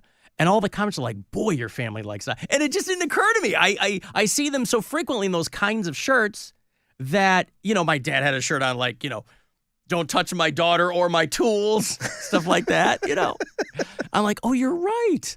They do. And so I could click on that ad right now and send it to one of my siblings, and they would wear it tomorrow. Guaranteed. Novelty shirts that people love because, I think maybe that's the way that some people, clearly, that's how they, express their innermost thoughts is on their laundry. Heaven doesn't want me and hell's afraid I'll take over. I love those. You see an old lady in like a, yeah, I'm a bitch T-shirt. It's great. I go, yeah, you tell them. I don't even know you, but you're already telling me you're a bitch. Those giant Harley guys with the thing on the back. If you can read this, the bitch fell off. The bitch fell off. I'm like, oh my God. But whether it's bumper stickers or it's, but I like the juxtaposition of somebody that you wouldn't think wearing a T-shirt like that. And yeah, my family growing up, they love novelty shirts. And I guess I was so used to it, it kind of became like white noise, literally. And it never occurred to me until people were commenting on this photo. It was like me and all my siblings and my parents. And they're like, wow, your family likes it. I was like, oh, they do. Do you have any? No, not like that. No. I have all band shirts and, like maybe, yeah. No, I don't have anything like, well, I mean, no, I have one. The T-shirt I wore to Buzzard Fest, it says, say perhaps to drugs. Yeah. Gavin Rossdale loved that T-shirt. He sure did. Yeah, but that's more of like that's what I mean. Like, thing, goof. Yeah, I don't have anything like. I'm with stupid. Well, first of all, I used to have an I'm with stupid T-shirt. Static X back in the day, they have a song called I'm with stupid. I'm talking OG Static X, 99, 2000. They gave me a T-shirt that says I'm with stupid. That was one of their songs, and it had an arrow on it. I used to wear. They used to get so upset. I did a PBS show in Pittsburgh for many years. It was a roundtable political show, and I was the token liberal. And one of the other guys on the panel, we were friends, but he was like the Rush Limbaugh of Pittsburgh. He's passed away now.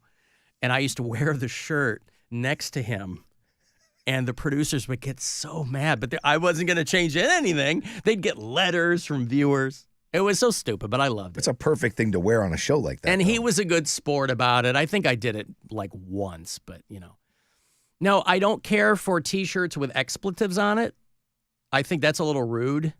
And I think it's also for, like, kids. I think kids, when you're kind of figuring out who you are, have a lot of F words on your shirt. But if you see grown people with, like, F words on their shirt, I'm like, stop. All the time. And that's been like a big one lately, It's just not for me. It's going to get worse, too. F guaranteed. your feelings shirts you see a lot. Yeah. Okay, listen, I'm late here. I got a break. I will have those Cavaliers tickets for you, and I'm going to throw in the tickets to join us on Saturday when I go to the Cleveland Monsters game at the Romo Fijo for Cleveland Rocks Night with WMMS, and then those Cavs tickets for when the Pistons are in town coming up on the 27th. The Alan Cox Show. On our free iHeartRadio app.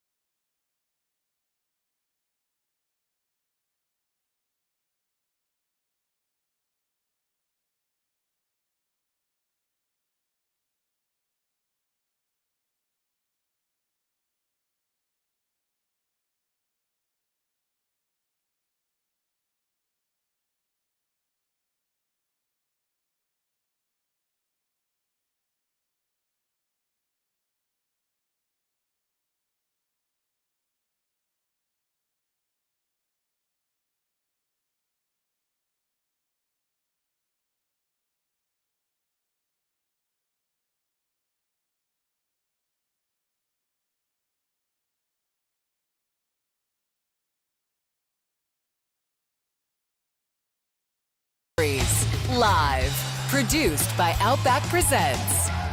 Bowl over your appetite at Get-Go Cafe and Market. Order mashed potato bowls, warm filling options like chicken dinner, chicken pot pie, or boski kielbasa. Build your own with mashed potatoes and all the ingredients that satisfy you most. Turn up the heat and the sweet with Get-Go's new sweet and spicy chicken sandwich. A spicy chicken filet with Market District's hot honey, melted cheddar, and crispy bacon on a pretzel bun. Try the sweet and spicy chicken sandwich today at Get-Go Cafe and Market. Better, believe it.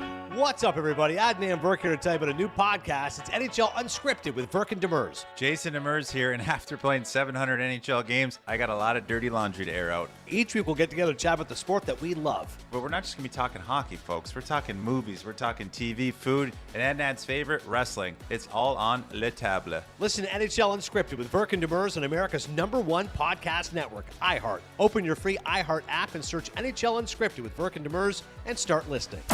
His name is Alan, and he's giving stuff away. All right, I want to go see your Cleveland Cavaliers, the very best team in the NBA. Still, they are taking on the Detroit Pistons, who are traditionally not one of the best teams. But we'll see. Cavs-Pistons, Monday night, January the 27th. You won't have to wait too long for this. At the Romo Fijo, you can always go to Cavs.com. Keep up on what's going on. Whole season is on sale. You get your tickets, scheduling, all that at Cavs.com. I will also throw in a couple of tickets for this Saturday night with the Cleveland Monsters at the Romo Fijo. It's Cleveland Rocks Night with WMMS. We will all be there. There'll be WMMS hockey jerseys for the first 10,000, or T-shirts or something for the first 10,000 fans there. So a couple of tickets for Saturday night and then 2 tickets for Cavs Pistons on the 27th. Caller 10. 216-578-1007 or 800-348-1007. One of life's most pressing questions. What do I like about Alan Cox? Finally answered. All right, I don't like much about you. The Alan Cox Show. On 100.7 WMMS.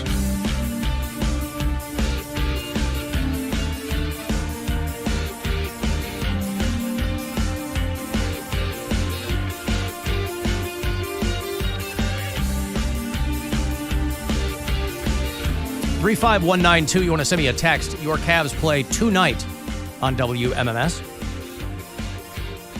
against the Oklahoma City Thunder. We were talking in the break that the betting odds on the game they can't really zero in on those. Yeah, they have no idea what to do. The Thunder are so good. It's a 2.5 point Cav favorite game. Like the Cavs are laying out 2.5, which that's basically may as well be a pick 'em. Yeah. That's a tough one. So whatever betting application you use, bet accordingly. Alan, my sister-in-law works at the zoo. The orangutans are still in there, in that enclosure. Well, it looks like they've put out the blaze, I guess. Also, Norman Detroit, who listens on iHeartRadio, is he didn't call me a dummy, but he certainly could have, because he said, doesn't a 2-alarm fire mean that 2 different fire stations were dispatched? And I think he's absolutely correct, right? That was just locked in my brain somewhere, and I couldn't access it. But I think like 5-alarm fire as they got, right? They got 5 engine companies to come out. And I think, is 5 the max? I've never heard of a 6-alarm fire, so I'm going to say yes, 5 is the max, yeah. Alan, I had a novelty shirt in college that said, I heart polygamy, that a lot of people enjoyed. Yeah, I mean, again, I've got a couple of people were asking me, what about that shirt you have? Because I haven't worn it in a minute, but I remember years ago I posted a photo of, I have a T-shirt that says, surely not everyone was kung fu fighting. And I didn't realize the day that I put it on, I was in Michigan with my kids. This was years ago, so they were both 8th grade, freshmen in high school, whatever. And for dinner, everybody wanted to go to the Chinese buffet. And it was not planned by me, and I didn't realize. So I really felt, I'm not looking to yuck anybody's yum out there in the wild, right? Here on the show, my little fiefdom, that's all I want to do. But out there, I'm trying to be a cool guy. And so I'm sitting there in this Chinese buffet with a T-shirt that says, surely not everyone was kung fu fighting. So it was not planned.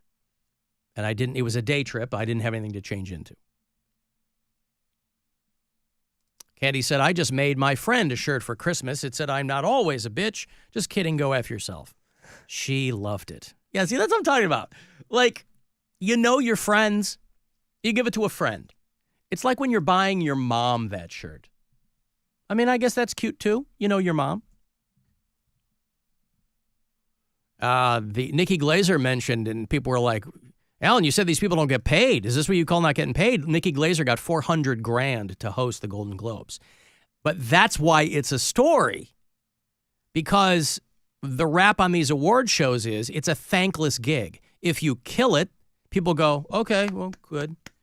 But if you don't, everybody goes, oh, it's terrible. Joe Coy or, Kimmel did the Oscars. Traditionally, these people, and again, what I was trying to point out in years past is these people are not doing it for the money. You get like $20,000-$25,000 to host one of those shows. They gave Nikki Glazer $400,000, probably because they knew that they had a really good idea in her doing it, and she's white hot right now. And they've also said that they're signing her for like a multi-year thing. She did so well. She was so smart about it in how she chose to frame all of her comedy. She wasn't dunking on people. It was funny, but she was kind of jabbing them. Celebrities don't want to get jabbed too hard. They're there to get accolades and to be celebrated and all that kind of stuff. So yeah, they gave her $400,000. They'll probably double it for next year. So good for her. Imagine you're going out to get your mail and they go, oh, here's my check from the Hollywood Foreign Press Association for $400,000. I bet Nikki Glazer has direct deposit. I bet it just goes in. Hope it's all in cash. Yeah. She only gets paid in cash. Yeah. They drop off a burlap sack with a giant dollar sign on it. Wrapped in saran. Yeah. 5-alarm chili is known to cause amnesia, Stephen Kenton reminds us. That's right. Alex Jones famously, in one of his depositions, couldn't remember his children's names because he had, quote, just eaten a big bowl of chili. And that was a step up for him because normally, of course, he was eating people's asses. And chili was a... Your leftist ass like corn on the cob. I'm ready. I will eat your ass. I will eat your leftist ass like corn on the cob. I'm ready. I will eat you. I will eat your ass. My children aren't going hungry. I'll do it. I'll drink your blood. And I'm starting to think about having to eat my neighbors. You think I like size it up? I'm gonna haul him up back chain. Chop his ass up, size it up. I'm gonna haul him up back chain. Chop, chop, chop, chop. I will eat. Yeah, chop, chop, chop. Alan, my dad had a white baseball cap that looked like it was splattered with blood, and it said Florida Alligator Hunters Club.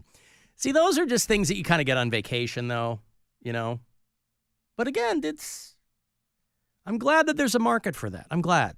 My father had a bumper sticker on his truck that said "doo-doo occurs," which I always was a fan of. I liked that a lot. It's a thinker. Yes. Yeah. See, those I think are okay. Yeah. Yeah.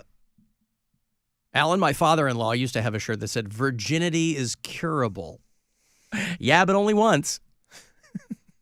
Alan, I had a T-shirt with a picture of a nuclear explosion on it, and I forgot about it and wore it to a Japanese restaurant. I realized it when I got there. See, he can feel my pain. I'm wearing the Kung Fu shirt in the Chinese buffet, and that's why it's always... You wouldn't, under normal circumstances, think, oh, where are we going? What should I wear? Unless it's like a fancy place or, Although that's not even a thing anymore. I'm somebody who likes to get dressed up. I would always rather be overdressed than underdressed. But man, there's guys over at the Marble Room wearing Browns jerseys. And these restaurants, they're not going to turn people away anymore. Restaurants are like desperate. It's blood sport out there. They're desperate to keep people walking through the door. So even places that used to be like, well, our dress code is pretty strict. They don't care anymore. Yeah, come on in. You're going to spend money with us, right? You can come in flip-flops. You see that a lot in Vegas because it's so goddamn hot. People are walking around all day long in cargo shorts and flip-flops. They want to go get a nice steak. So you have some people who are staying at the hotel who are going downstairs and they're all dressed up. They look great. And then you got the guy next to you who's in the Dolphins shorts. But it's fine. Who cares? I just like opportunities to get dressed up. I have a lot of suits, and I don't often have the opportunity to do that. So I'd always rather be overdressed than underdressed. I don't remember the last time I dressed up. It's it's funny that you say that. I have not thought even about it. I have suits and stuff as well. I haven't put one on the entire time I've been here for sure. 5 years? We went to a steakhouse on Christmas Eve. Some of my wife's family was here, and we all went in the afternoon to eat, and I wore a suit. Tie? No tie. I have a ton of ties because I grew up going to Catholic school, and so I just never got rid. I have a ton of ties. I could not tell you. I think ties are kind of out of fashion now for some reason, but a good tie, if you have a good solid tie with like whatever, it can really complete the ensemble. But I could not tell you the last time I wore a tie. It's been years and years since I wore a tie. But if you throw on a suit without a tie, I think at that point it's dressed down enough that you can pull that off and still feel good about dressing I think so up, too. Yeah, I think so too. The tie is really what makes it formal, I think. I guess so. Like if I and it's been a minute, but if I'm going somewhere that if it's black tie, like a tuxedo, even that now you can just get by with like a cravat. You don't have to wear like a bow tie.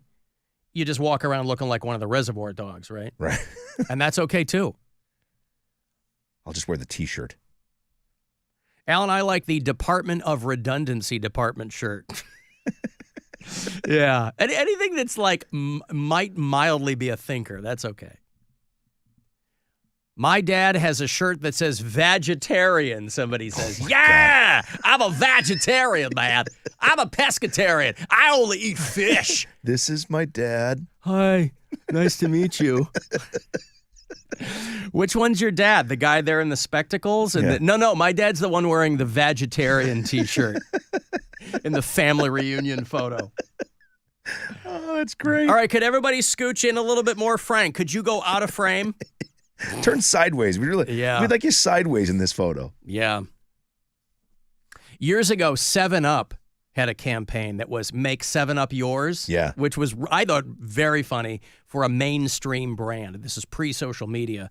And they had T-shirts that said Make 7 on the front, and the back said Up Yours.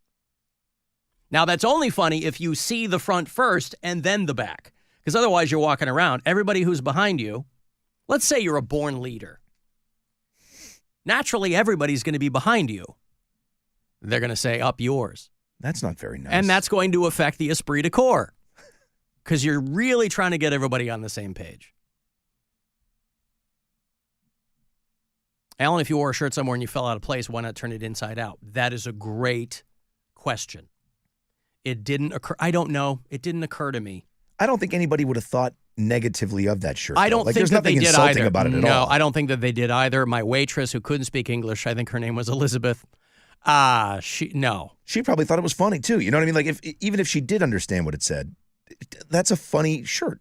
Also, it was a Chinese buffet, so it wasn't like I had a server that kept coming over. So I guess that was good. I think you were in your head about that one. I'm sure I was. I don't think anybody would have seen that and been like, "Oh, dude, how could you wear that here?"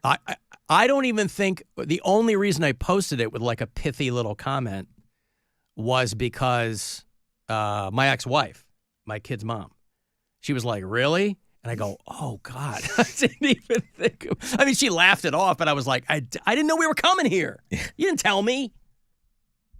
Everything's last minute. Anyway, underwear. Forget the T-shirts. How about the underwear? There was a thing about a surprising percentage of people say, when asked, when they do one of these weirdo surveys, that they carry spare underwear with them, that they like to have a backup. And so on the one hand, I go, what are you, 5? But on the other hand, I go, well, I've seen how people eat. And so that doesn't really surprise me. I think it's always better to be prepared. 70% of the people who said that they do say that they have needed them at some point. Well, that's why you're carrying them in the first place. You know you're going to need them. They talked to 2,000 American adults, evenly divided by gender. And they said that the majority of those people have carried spare underwear with them. Now, I have, once in my life, fully crapped my pants in public after a full-on afternoon of drinking at an appearance. This is when I was on the air in Chicago. And I've told the story before, and I had an appearance out in the suburbs. And Cleveland's great because you're 20 minutes from everywhere, okay? But I lived in the city. My appearance was in the suburbs. It was an hour, 15 minutes back to my apartment. And so about, let's say, 20 minutes into the trip back, I go, oh, the bottom is falling out right now. And I was on my way to what was my second date with my now wife. So I'm going to meet Gwen in the city. Fortunately, the place we were meeting was like a couple of blocks from my apartment. But I pulled over, and by this time the sun had gone down, and I fully... Can I use the past tense verb? Mm-hmm. Okay. I fully shat myself in a Dick's Sporting Goods parking lot. Okay? Fortunately, I had towels in the trunk. I mean, I was, and it begs the question, if you were that hammered, why were you driving? Great question. It was long after I had stopped drinking, but the worst was yet to come, right? The gastrointestinal situation was, the pin had already been pulled, right? The launch codes were already in. So I was not drunk anymore. And I figured, I listened, I don't think I can hold this for an hour and 15 minutes, but I knew. And so I pulled over. It's battle conditions. I didn't have an extra pair with me. It never happened to me before. It hasn't happened since. Fully unload in the... Now I kind of got my pants down there. So they're like thigh down in the Dick's parking lot next to my car. And I'm unloading onto the asphalt. And I go, okay, well, now I've got to deal with this. So that's done. Pull them back up, I guess. Because I'm like, at this point, who cares? I had a couple of towels, a bunch of towels in my trunk. Lay those down on my driver's seat and proceed to, I've got about 45 minutes left into the city to get to my apartment. And I'm cutting it close to when I'm supposed to meet her. So I run into my apartment. Thank God the place I was living at the time was ground floor. Run in, peel everything off. I'm taking the Ace Ventura shower after he finds out that Sean Young has got, that Finkel is Einhorn. And just hosing myself down. Fortunately, I had the laundry in my apartment at the time. I had washer and dryer in that particular apartment. Threw those in. Threw another pair of jeans on. But so for people to say, yeah, I normally carry a spare pair with me because I know myself, that's just good planning. They say carrying an extra pair is more common for younger generations. Millennials and Gen Z say that they have in case of emergency underwear. That's just smart. Never done it. You've never crapped your pants? No. I've crapped my pants. Oh. Jesus, no. Yeah. I've not carried a spare pair of underwear. Yeah. I crapped my pants on a date. On a date? On a date. And it wasn't, there's... With your now wife? You were, no. Okay. You were DEF CON, that was the end. It was DEF CON 5, right? Yeah. There's a huge difference between what you did and pooping your cheeks, right? If it stops a little before the underwear, that's one thing. This was a toucher, right? And not a full, but I threw them away in the restroom at the movies. I got up. Oh, so you go back to the movie Commando. Yeah, what was I going to do? I get it. And I surely wasn't going to tell her what happened. And I love those underwear, too. They were these awesome Tommy Hilfiger underwear. Never forget it. Very, very vivid moment. We were at a movie, and I was like, oh, no. This is after dinner, just dinner and a movie? Yeah, we were just sitting. It was so nice, just, hanging out, talking. It was nice, sitting, watching a movie. And I got that. Oh, I've never had Ethiopian food before. This is great. Let's go to the movies. I was just like, this is not good. And as soon as, I don't even think, I tried to make it because I was like, I'm not going to blow this fart around her either. And just on my way, and wow, yeah, just didn't make it. What was the movie? Con Air. with Dave Chappelle and Nicolas Cage. Uh-huh. Yeah, Con Air. So you go back in there commando. Yep. And she's none the wiser. None the wiser. Did you ever tell her the story? Oh, God, no. Oh, okay. I didn't know if No, it was something, We that, dated for a couple of years. Oh, okay. And you never told her? No, I mean, why would I? I saved it for when I'm on the radio, apparently. Yeah. I mean, there's been other incidents, but that was the big one. Well, they say that most people hang on to their underwear for a long time, too. I'm absolutely not that guy. They say that on average, most people have 5 or 6 pair. I have like 24 pair, and I go through all of them and then do my laundry. But if I have like even a pinhole-sized hole in a pair of underwear, they go right in the trash. Really? I'm not putting up with like these people that have like the waistband is barely hanging on, and I'm like, underwear is not expensive at all anymore. So no, if I get any kind of hole whatsoever, my underwear goes right in the trash. I had a Lucky pair. You can ask my wife. Lucky brand or Lucky underwear? Lucky underwear. I just considered them lucky. I don't know why. But I kept them basically to the point where it was a loincloth. Like there was... Yeah, it's like you're wearing chaps. There was nothing. Like, cotton chaps. It's the consistency of a piece of Kleenex. Yeah, if I had pooped with those underwear on, that would have been a throw my jeans away moment too, because there was no saving it. They were Melissa. Finally, my wife was like, "Rob, you just why? What are you doing?" And I'm like, "I don't know. They're lucky." And she's like, "Well, look at them. They're not lucky anymore." Yeah. So I gave up. They're not lucky anymore. They're very unlucky. Mm-hmm. Yeah. Okay, good. Well, anyway, people are taking spare undies with them by and large, and I guess that's good. It's always, but listen, I was a Boy Scout, Cub Scout. Be prepared. I'm going to take a break here. I want to go see Pierce the Veil. Those guys are coming up on, 25 years as a band. Pierce the Veil is on the road and coming to Cleveland. They're on the I Can't Hear You tour, and they're bringing Sleeping with Sirens and Beach Weather with them. June 3 at Blossom, so you'll be sitting in these tickets for a bit, but I'll throw in a couple of tickets for this Saturday night to join us for Cleveland Rocks Night with the Cleveland Monsters. The Alan Cox Show on 100.7 WMMS Buzzard Radio.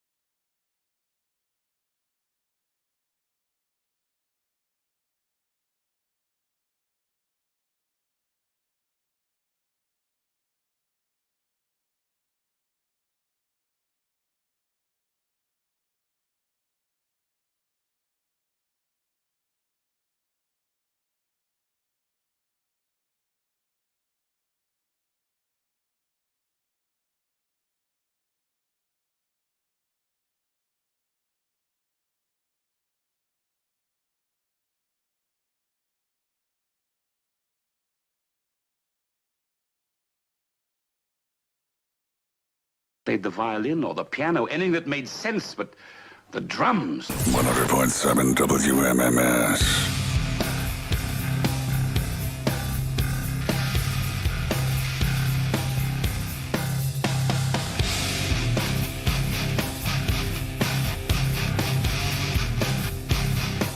There's not going to be any mail tomorrow. I was reading about that this morning because of Jimmy Carter. Thanks a lot, Jimmy Carter. This is what you leave as your legacy? No mail tomorrow because the Postal Service will be closed January 9th to observe a day of mourning for our 39th president, who died at, of course, 100, lived longer than any president in American history.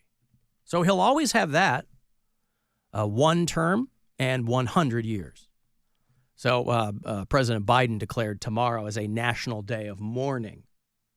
Now, despite that, we are first and foremost stewards of the public airwaves. And so Rob and I will still be here tomorrow doing the show for the National Day of Mourning. I don't know. I feel like staying home and mourning, actually. Sounds like it's allowed. I guess it is. Yeah. If there's no mail, you don't have to be home to check it. Good point. But his formal state funeral will be held tomorrow in Washington, D.C. Okay, so that makes sense. That's why they're having... Yes. Okay. Because I was like, he died a minute ago. Like, he did. Yep. I don't think he's been lying in state, right? I mean, he's been, like when people circle around and see the Pope. Is he doing the big, like the pomp and circumstance presidential funeral? I haven't read anything about that. I don't know about that. Jimmy Carter doesn't seem like the guy who would have wanted something like that. Not at all. That's why I was wondering. Yeah, I don't know. Because like the Reagan one was, like I just remember watching that and being like, oh my God. Yeah. So much. Yeah. Saint Reagan for a lot of people. Mm-hmm. So yeah, tomorrow all the federal agencies will be closed in honor of Jimmy Carter. James Earl Carter Jr. was his name. Sounds like a serial killer. But that was Jimmy Carter. And so all federal employees will be off tomorrow. And for most of us, that touches you mostly with the mail. So. Who was the last one before him? Was it H.W.? Who died? Yeah. I believe so, yes. Okay. Yeah, Bush 41. Yep. But Jimmy Carter will have his state funeral tomorrow. And all of the American flags, of course, are being displayed at half-staff for 30 days after. And the incoming administration cannot stop pissing and moaning about it. There's some Republican mayor in New Jersey who says he refuses to do that. He refuses to have the flags at half-staff. But we don't live in New Jersey, and so that doesn't really affect us. Out of respect, I will walk around half-staff tomorrow as well. Yeah! Yep. Well, just bring extra underwear with you. Nothing beyond a semi. Mm-hmm. Alan Conair and Ace Ventura were both on TV on Monday. Yeah, those are probably airing somewhere all the time. All of the time. That was the one and only time I saw Con Air. I couldn't tell you anything about that movie, and I only remember it because of the incident. Right. Yeah, I don't know that I've ever seen it since either. I mean, I remember seeing it in the theater. This is 1997. Mm-hmm. Nick Cage, Cusack, Malkovich. I remember Dave Chappelle in it. I think Buscemi was in it.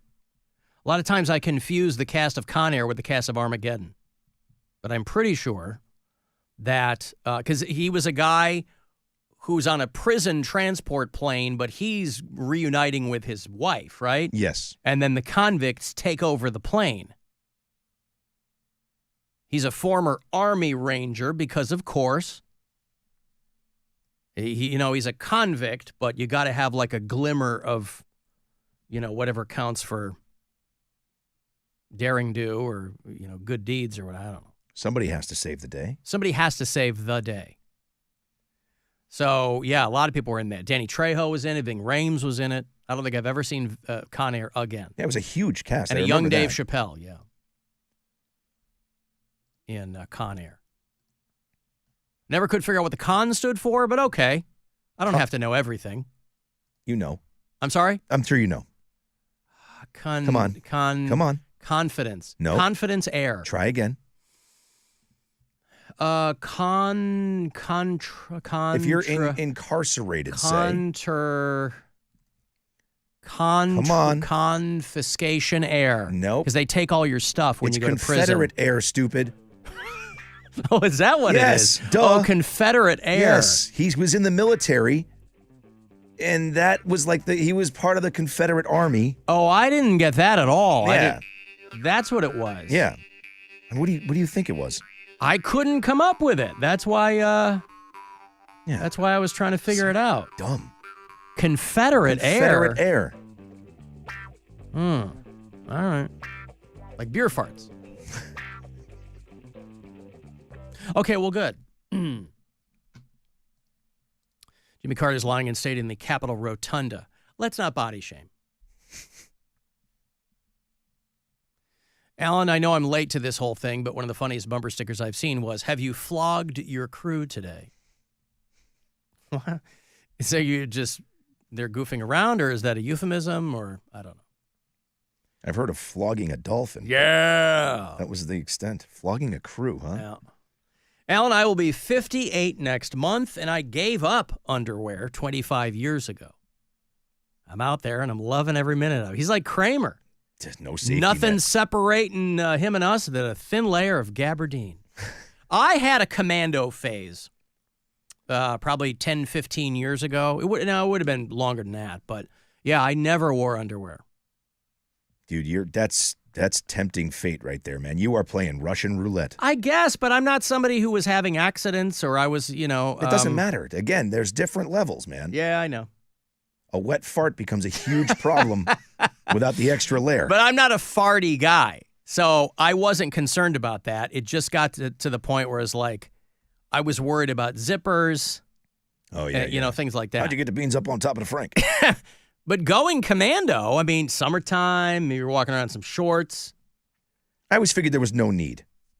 There's a reason you got underwear. True. So I was always an underwear guy, except for that time I was at the movies and there grabbed you my go. pants and to throw my underwear away. Yep. Yeah. Excuse me, Mr. Millionaire, a 3-pack of underwear is $30. Where are you buying your underwear? You can get 3 of them for like $15 at Target. Is these guys going to Duluth Trading Company because they need charcoal-infused bulletproof underwear? I need something to hold my nuclear farts. I don't need that. All right? They're not expensive now. You like the moisture wicking ones. Those are moisture wicking. Those are the ones that are like $30 a pair. Out of all the things I need wicked, moisture is not in the top 2 or 3. I got into that phase. I will be honest. I was buying Tommy John underwear for a while.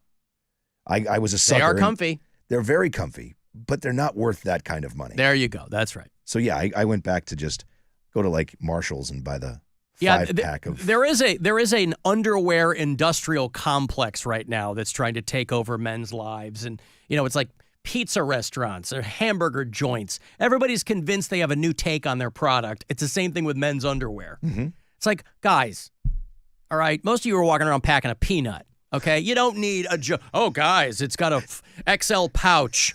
For what? Just the nuts. Hold your M&Ms in there. Put your wallet in.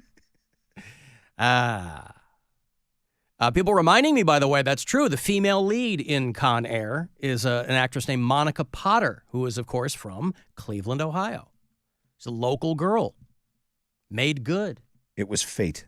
It brought me here to Cleveland. Fated, yes. Because I pooped myself in a movie theater in West Springfield, Massachusetts. It's come full circle. If we ever have, I had Monica Potter on the show many years ago. She was in town to do some charity thing or something. And it was the only time I ever spoke with her. But if she's ever on the show again, I would love for you to regale her with that tale. I was watching you. My eyes got very big. Yeah. I rushed to the men's room. Pooped my pants. I just Googled her. I do remember her now. Yeah, Monica Potter. She did all kinds of stuff. She was in, I think she was in a TV show called Parenthood, the one with Dax Shepard. She was in Patch Adams. There you go. Love that movie. I don't know if she's semi-retired or if she's still doing things. But she's the pride of Cleveland, Ohio. She was in the original Saw movie, I think, too. And she's quite lovely. Hey, Sean. Hello. Con Air was her How are second you? movie. Good. What's up? Not much. I got a pooping story. I was driving to work. I got to work.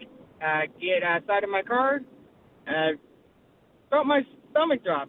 And I pooped my pants, and my boss walks right behind me. He was like, "So what is that behind you and the back of your pants?" I'm like, "I had an accident."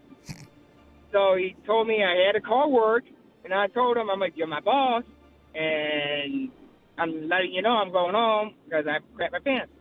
So I'm driving back home, and I did it again. Sean, what problems were you having that precipitated that kind of leakage? I have a stomach issue. Okay. Where my stomach cramps up almost every freaking day, so it makes me poop a lot. So that was my issue. This is what I'm saying. So I This went to the wasn't doctor about it. you had a condition. This wasn't like an isolated incident. You had a legit thing going on. Yeah. Yes. People, of course, in the Crohn's And- colitis community always adhere to the never trust a fart axiom. Right? No. Yeah. I don't So- envy those people. But okay, so skip to the end of the story. What happened, Sean? Did your boss understand? My boss understood, but he still made me call the company to tell them that I had an accident in my pants. Then I drove home, and I had another one again. God, you had to call the company. What, human resources? Yes. It's the craziest thing I've ever heard in my life. Hey, call HR? Yeah. They're going to find this funny, too. You may as well call HR. Jim and HR. Yeah. And I thought it was a bunch of BS. I think it was. Yeah, it's humiliating. And you have to tell, it's got to be some kind of HIPAA violation or something. I don't know. But And then he all right. doubled down, too. Doubled down, yeah. It was bad because I had to tell my boss. He was right behind me the whole time. Yeah. And that's the worst place to be with somebody in your condition. So after the first accident, you didn't go, try to make sure there wasn't a second one? You just got in the car and went home? I got in my car because I'm like, oh, okay, the accident's done. And I was just going down my mom and dad street to go home, and there was the other one. You said, screw it. Don't even clean up. Just, I'll take care of this when I get there. Oh, it just happened again. Yeah. Oh, it Yeah. just happened again. Let's finish it in the It shower. just happened again. All right. Yep. Thank you for your candor, Sean. You too. Love the show. Thank you. I appreciate it. There's Sean out in Sheffield Lake. It's a brazen man. Hopefully, he can see his way to getting wherever he's going right now with dry shorts, with not having to contend with what he did before. Hi, this is HR. Who's this? This is Sean. Sean, hi. What can I do for you? I was asked to call in because I had an accident. Mm-hmm.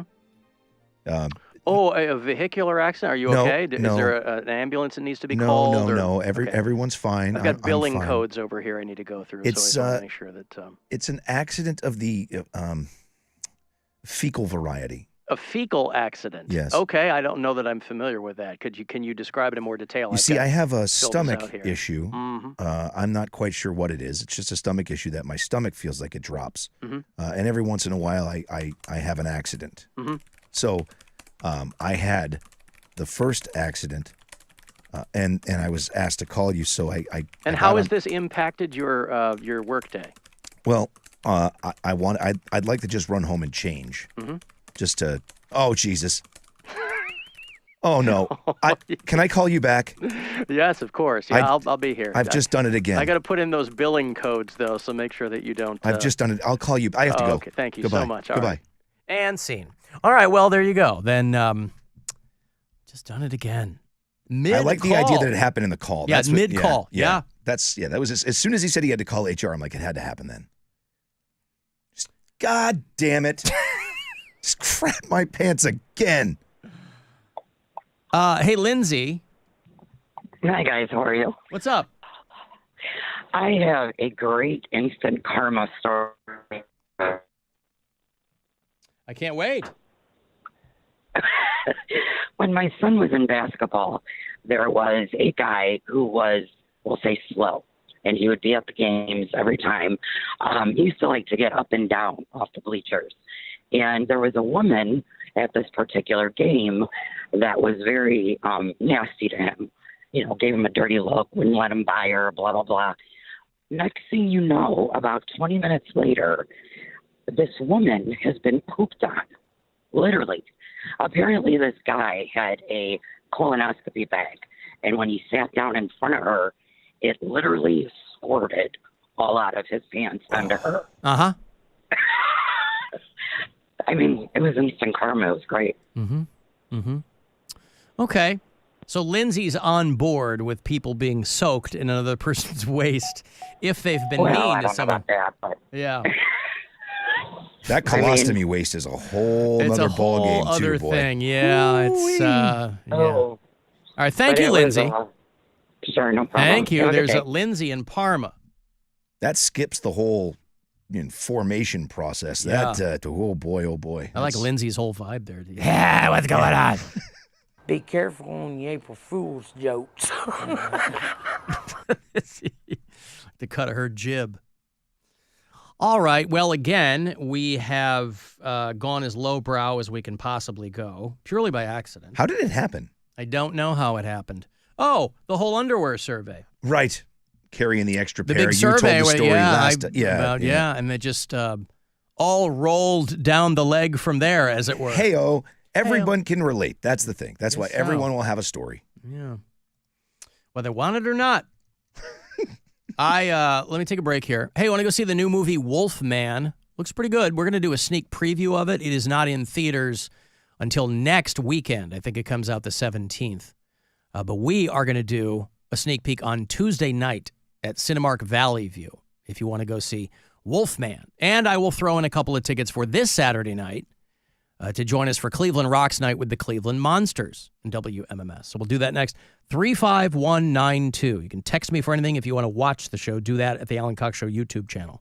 It's the Alan Cox Show. Everywhere on our free iHeartRadio app or whatever smart device you have. Just tell me to play the Alan Cox Show on iHeartRadio. iHeartRadio's Alter Ego 2025, presented by Capital One, Is going off live this Saturday night from backstage to side stage. Alter Ego and beyond. You'll hear all the live performances. Incubus, Cage the Elephant, The Lumineers, Glass Animals, St. Vincent, The Head and the Heart, Fontaine's DC, Damiano DeVee, and Punk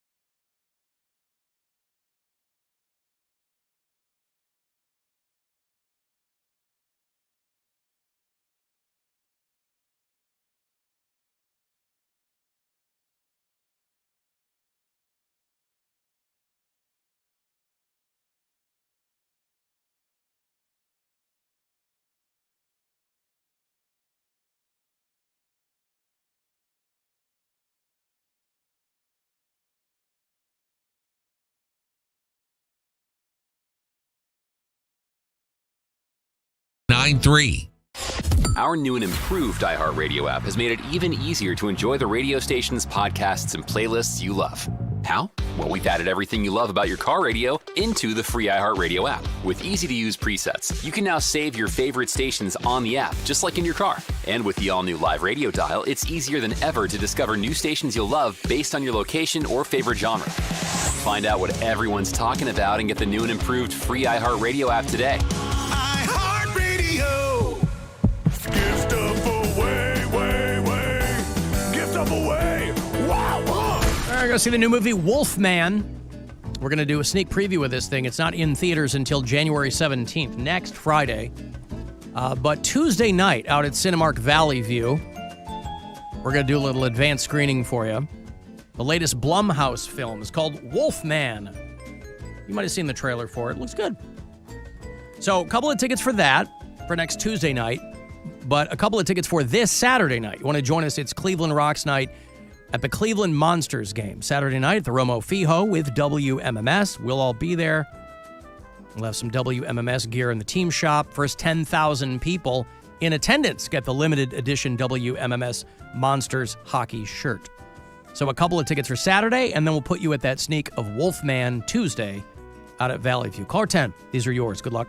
216-578-1007 or 800-348-1007. The words radio and Ohio both end in I-O. And I-O is one of the moons of Jupiter. Have fun trying to figure out whatever the that means. I-O, I-O. It's the Alan Cox Show. On 100.7 WMMS.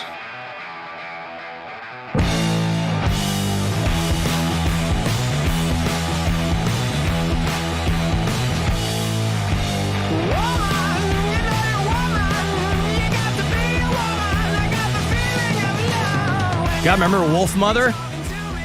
About 15 years ago? Love these guys. I think they're long gone, but Andrew Stockdale, was that the guy? There's like one dude in Wolf Mother, and nobody could work with the guy for too long. And so everybody would split. He's still around doing something.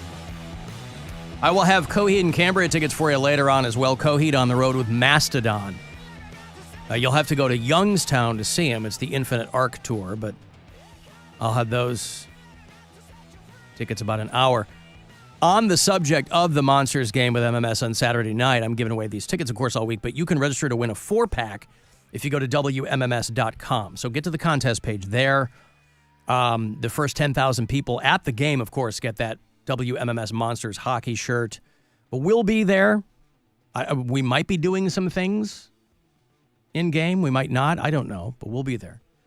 Buzzard merch in the team shop, clevelandmonsters.com for all the other info. But if you go to WMMS.com, we're giving away the 4-pack of tickets for this Saturday night, Cleveland Rocks Night. I think it's the second or third year they've done this, right? It's a relatively new promotional thing, I think. Yeah, I don't know if we did it last year. I know that it was the year before. I got one of those T-shirts when I first started here, so I know it had been done. I just don't know if it was last year or not. Well, it's going to be this year. Sure is. From the Monsters to your Cleveland Browns, you might remember a young man named Kellen Winslow II. Boy, this guy, he couldn't help but get a little on you.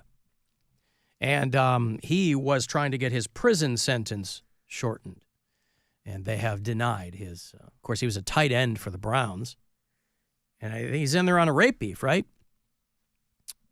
Multiple sex crimes. They gave him 14 years in prison in 2021. He's 41 years old at the time. 5 women in San Diego County. He was convicted of the rape of an unconscious woman and the rape of a homeless woman. This guy liked to rape. And they gave him 14 years. And he's like, hey, which, again, I'm not a lawyer, but a lot of these guys who get that kind of sentence, they go to the judge and they go, hey, I'd like to do less than that. I would like to not do 14 years. Now, he's been in for, this March will be 4 years. I can't imagine he'll do the full 14. But he's got a lawyer. And they went before a judge, and so we would like to reduce his sentence under some new criminal justice reform measures out there. He's in California, incarcerated. And they said, nope, we are not going to do that. We're going to keep you in prison. So Kellen Winslow, who used to play on your Cleveland Browns, so many fun asterisks in the Cleveland Browns history and lore. It's really hard to see the forest for the trees. Alan, did you see that Amy Acton is running for Ohio governor? I did see that. I still have my Amy Acton bobblehead from when she was running the Department of Health during the COVID crisis. And, of course, this woman ended up stepping down because life got so difficult for her. A bunch of numbskulls running around calling the woman a Nazi. And she's like, I'm just a doctor. I'm just trying to keep people safe. So I don't know why she would want to go once more into the fray there. The breach. But holy cow. Yeah, she's running for governor in 2026. I refuse to look away from Ohioans who are struggling while self-serving politicians and special interests take our state in the wrong direction. So there you go. Running as a Democrat. So I'd say good luck in Ohio. But I think she did a good job when she was in there. Obviously, it was the early-ish days of COVID. I mean, I think she had stepped down by the time fall of 2020 came around because things had just gotten so divisive and the lockdowns and all that kind of stuff. And then things just got weirder from there. I mean, the pandemic really melted a lot of people's brains down. And we're kind of seeing the after, that was kind of the inflection point for the cultural and political situation we find ourselves in now is all from that pandemic. And so for Amy Acton to say, I'm going to run for governor. Good for her. Has Ohio ever had a female governor? I don't know. I've only been here a decade and a half. I don't believe so. And in that time, there has not been, I think John Kasich might have still been the governor when I got here. Nancy Elizabeth Hollister was the first and to date only female governor of Ohio. Nancy Hollister was the governor from, it sounds like somebody died and she got in there. December 1998 to January of 1999. Okay. Well, okay. Oh, okay, it was George Voinovich. She was his lieutenant governor, and then he became a senator. So she was governor for 11 days. There you go. Still counts. And you're not going to do anything in 11 days. I mean, you're going to be a footnote. You're going to be, I was Ohio's only governor. Oh, how did she do? I don't know. It was 11 days. I'd still say it. Still counts. Yes. I got it. I mean, if you were going to do a speaking engagement, you would be referred to as former Governor Nancy Hollister.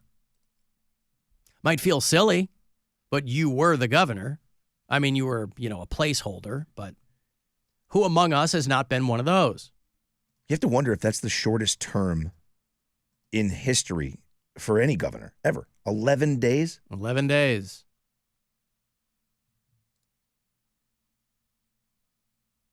Yeah. So Amy Acton is throwing her hat in. I think I still have my Amy Acton bobblehead from when she was the running the Ohio Department of Health. Did you see the video of the drunk Hooters girl who tried to get the, speaking of Mike DeWine, he just signed this thing into law here in Ohio where you can now be charged hundreds of dollars if you want body cam video.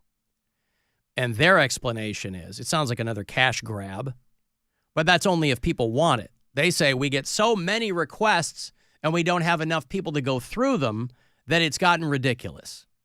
I don't know why they just don't tell people, we hate you, and we're going to find a way to charge you more money. I mean, the taxpayers, us, we already pay for the body cameras, and we pay for the storage of the footage, and we pay for all that other stuff.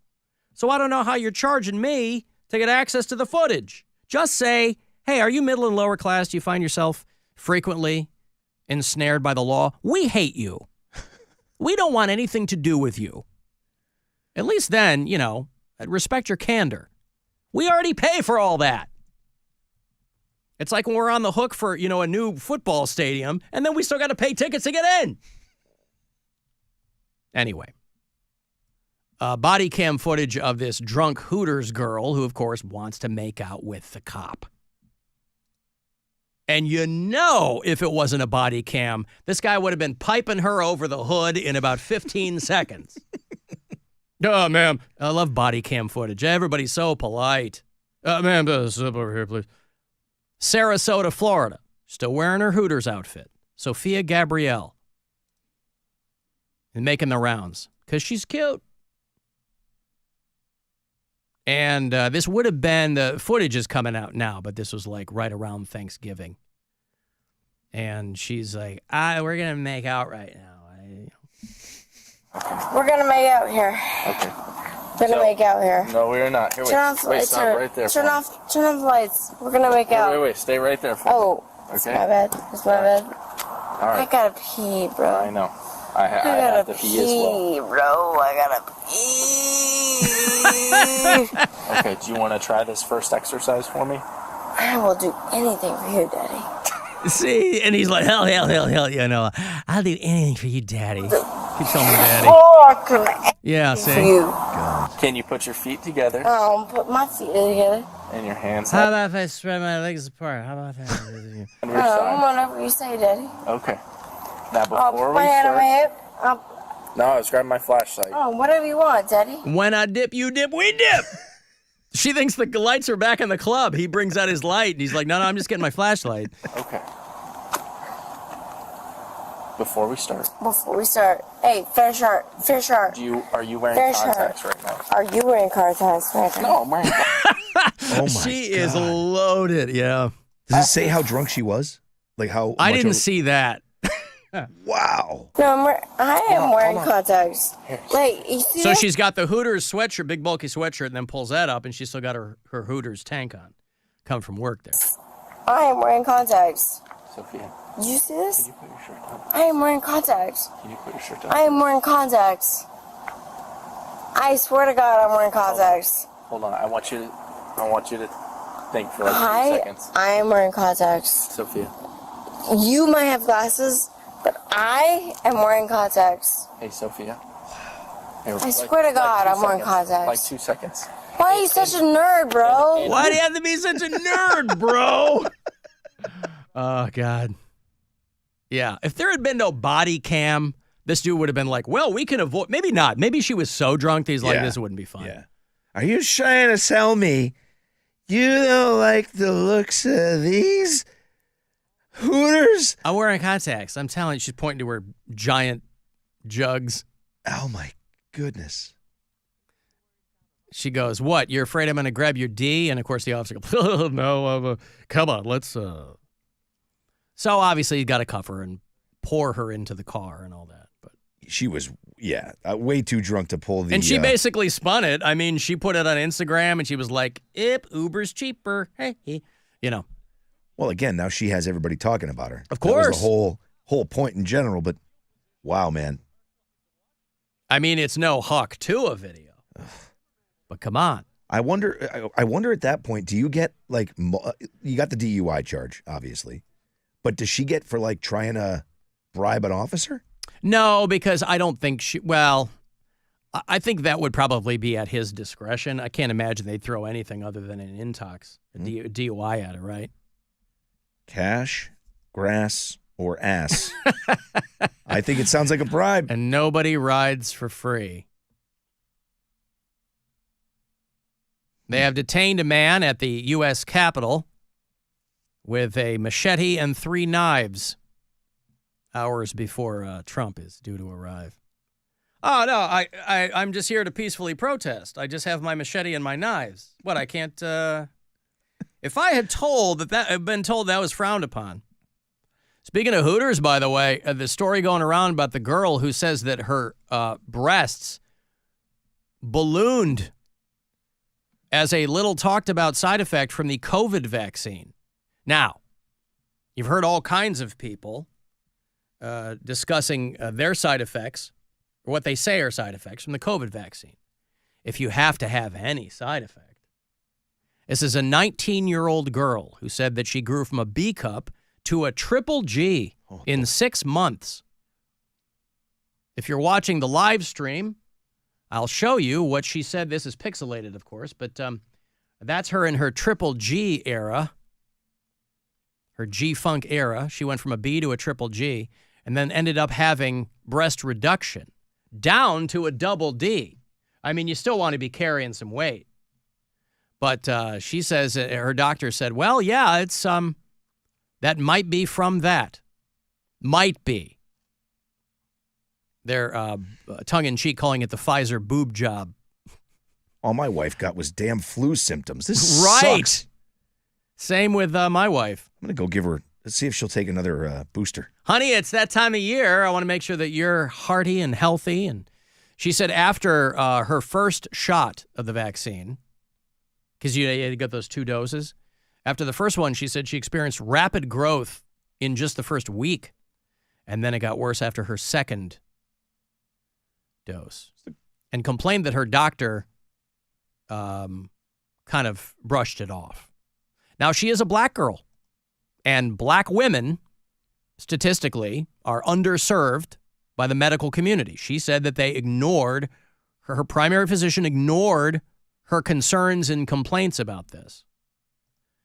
And that's pretty much on point for what a lot of black women will tell you when they have to have interactions with physicians. Well, you can see something definitely had to cause it because she's not a huge woman. I No. mean, she just has massive hooters. Yeah. Oh, my God. So they're like, yeah, there are rare conditions that can cause something like this, but it usually starts with a tumor or, She said she first reported feeling a tingling in her breasts. And they did a blood panel on her. I didn't see anything weird. But imagine they get so big that you have to go then make an appointment to get them reduced. Thanks, Pfizer. So, yeah, they've administered like 14 billion doses of the COVID vaccine, and a small proportion of people have run into some weird stuff, yeah. Do you think, would Pfizer pay for that surgery, do you think? No, hell no. No? No. I guess you can't prove that it happened. Well, because then you'd have to, right. I mean, they're not going to do it out of the goodness of their heart, and they would have to legally admit some culpability to do that, and they're not going to do that. So she started as a B, went to a double G, and downgraded to a double D. Went to a triple G. Triple G. Yeah. This is that photo. God. Triple G. And then went down to a double D. Because she's like, okay, I don't want to be a B again. Because you do get used to, carrying that weight. She's like, I don't want to go back to a B. I'll go back to a double D. Yeah. Well, let's find a happy medium. Let's go back to where I was for February 15th to the 28th. Right. Right around there felt really nice. Yeah. Anything after that just got silly. Yeah. I don't want to buy custom-made bras. I don't want to have them made, But I don't need to go back to a B cup. But that is one woman, and obviously it's a clickbaity article. But you gals, maybe you're on the fence about the COVID vaccine, the Pfizer COVID vaccine. Now, I've never heard of a story of a guy having this happen. And to date, she's, at least publicly, the only woman this has happened to. And invariably, they'll find that there was an underlying condition. And so it makes for a ha-ha funny story. But it is pretty wild. And if there was a guy, every guy would be in line. Even the most anti-vax guy in the world would be like, all right, sign me up. You're saying I can triple this thing? Got it. Done. Right. Let's go. Yeah. Sign me up. I'll take triple the dose. I had to start going commando. It got so big. It's creeping out of the bottom of my cargo shorts. Mr. Boob, that's me. B-double-O-B, Boob. All right, I got to take a break. 35192. You can text me there for anything. You can leave messages on the iHeartRadio app if you want, and we'll be back. The Alan Cox Show. WMMS. Buzzard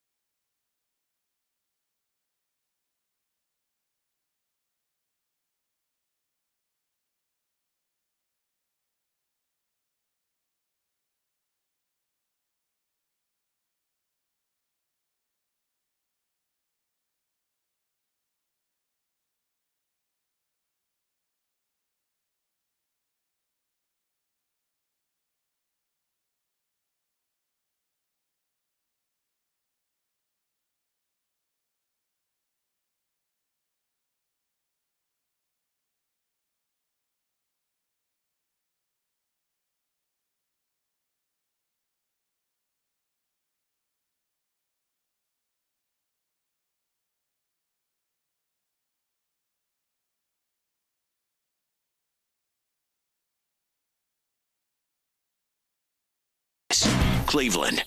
Call the Alan Cox Show. Where's the best place in America to meet single girls and guys? 216-578-1007 or 1-800-348-1007.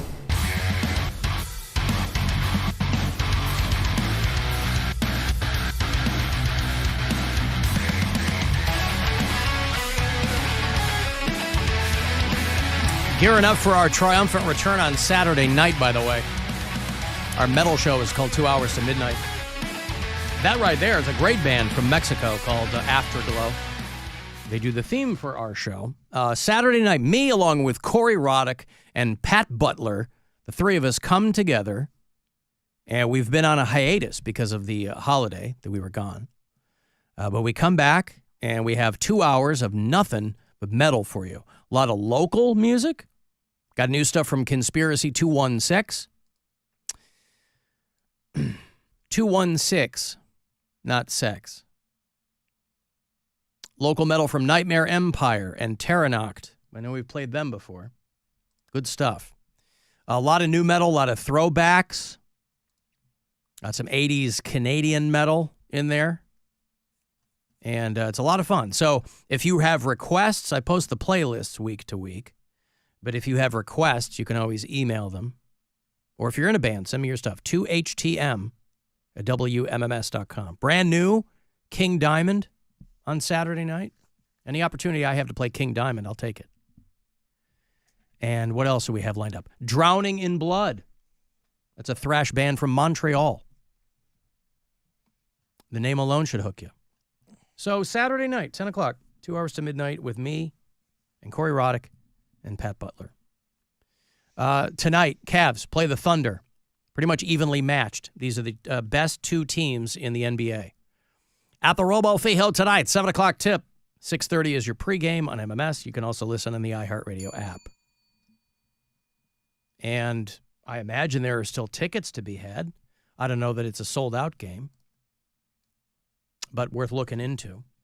And the Cavs are home for the week. Raptors are in town tomorrow night from Toronto, and then the Indiana Pacers will play the Cavs on Sunday before the Cavs go back out on the road. They play the Pacers here on Sunday, and then on Tuesday they go to Indiana, and then they go to play the Thunder. And then they'll play the Timberwolves on Saturday the 18th. They're in Minneapolis. And all through the month of January, you can use the promo code GARLAND, as in Darius, for 20% off at CLE Clothing Company. They're always dropping new pieces over there. And you can get your grubby little mitts on something, and you'll pay 20% less, no matter how many times you use it. I've got some kids' corner here. It ain't easy being a kid. Now look at what you gone done did. Whoa, it's time for Kids Corner. Kids Corner! Now, I never believe these surveys that everybody breathlessly passes around. What's going on with the kids? They're not doing drugs anymore. These press releases, these news articles about how teenagers are just not doing as many drugs as they used to do. No, they're not telling you they're not doing the drugs they used to do. What do you think? Adolescence has gotten easier? Is that the thought here? Surveys are predicated on them giving you information, right? Honest answers. Yes. And so, yes, okay, maybe quantifiably it's gone down. Maybe teenagers are using fewer drugs. Because here's the headline. Reported use of most drugs among adolescents continues to drop. Following the COVID-19 pandemic, the pandemic threw off a lot of people in a variety of ways. It made your grandfather and aunt go insane. It made your kids more introverted, probably, depending on their age group. You know, there's a whole generation of young children. You know, I have a third grader. The first couple years of her school-going life was behind a mask. And the jury is still out on how that affects school kids of every, my two older kids were both at Michigan State during the pandemic. And so that practically guts your college experience. But I tend to think that kids are just not giving up the goods as much as maybe they used to. But who knows? Maybe they are. Maybe they're not using as much as they used to. I feel worst for my oldest daughter because she was in 6th grade when it started. And when it was all over and she was back in school full time, she was a freshman in high school. Yeah. So like she lost that entire junior high school development part of her life. Right. It's interesting to see the way that it worked with her. But I think like the long-term stuff is going to be interesting to watch, right? Like to kind of see how that translates to them being adults. I guess so. The trend in reduction of substance use among teenagers is unprecedented, somebody with the National Institute of Health said.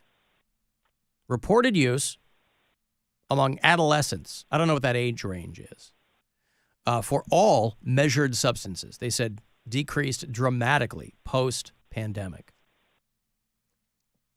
And again, it's not like being a kid has gotten easier, right? You go, oh, why do kids smoke? Because it chills your ass out. I have to assume. I didn't smoke. I'm the only one of my siblings that doesn't smoke cigarettes. But, kids aren't drinking as much as they used to.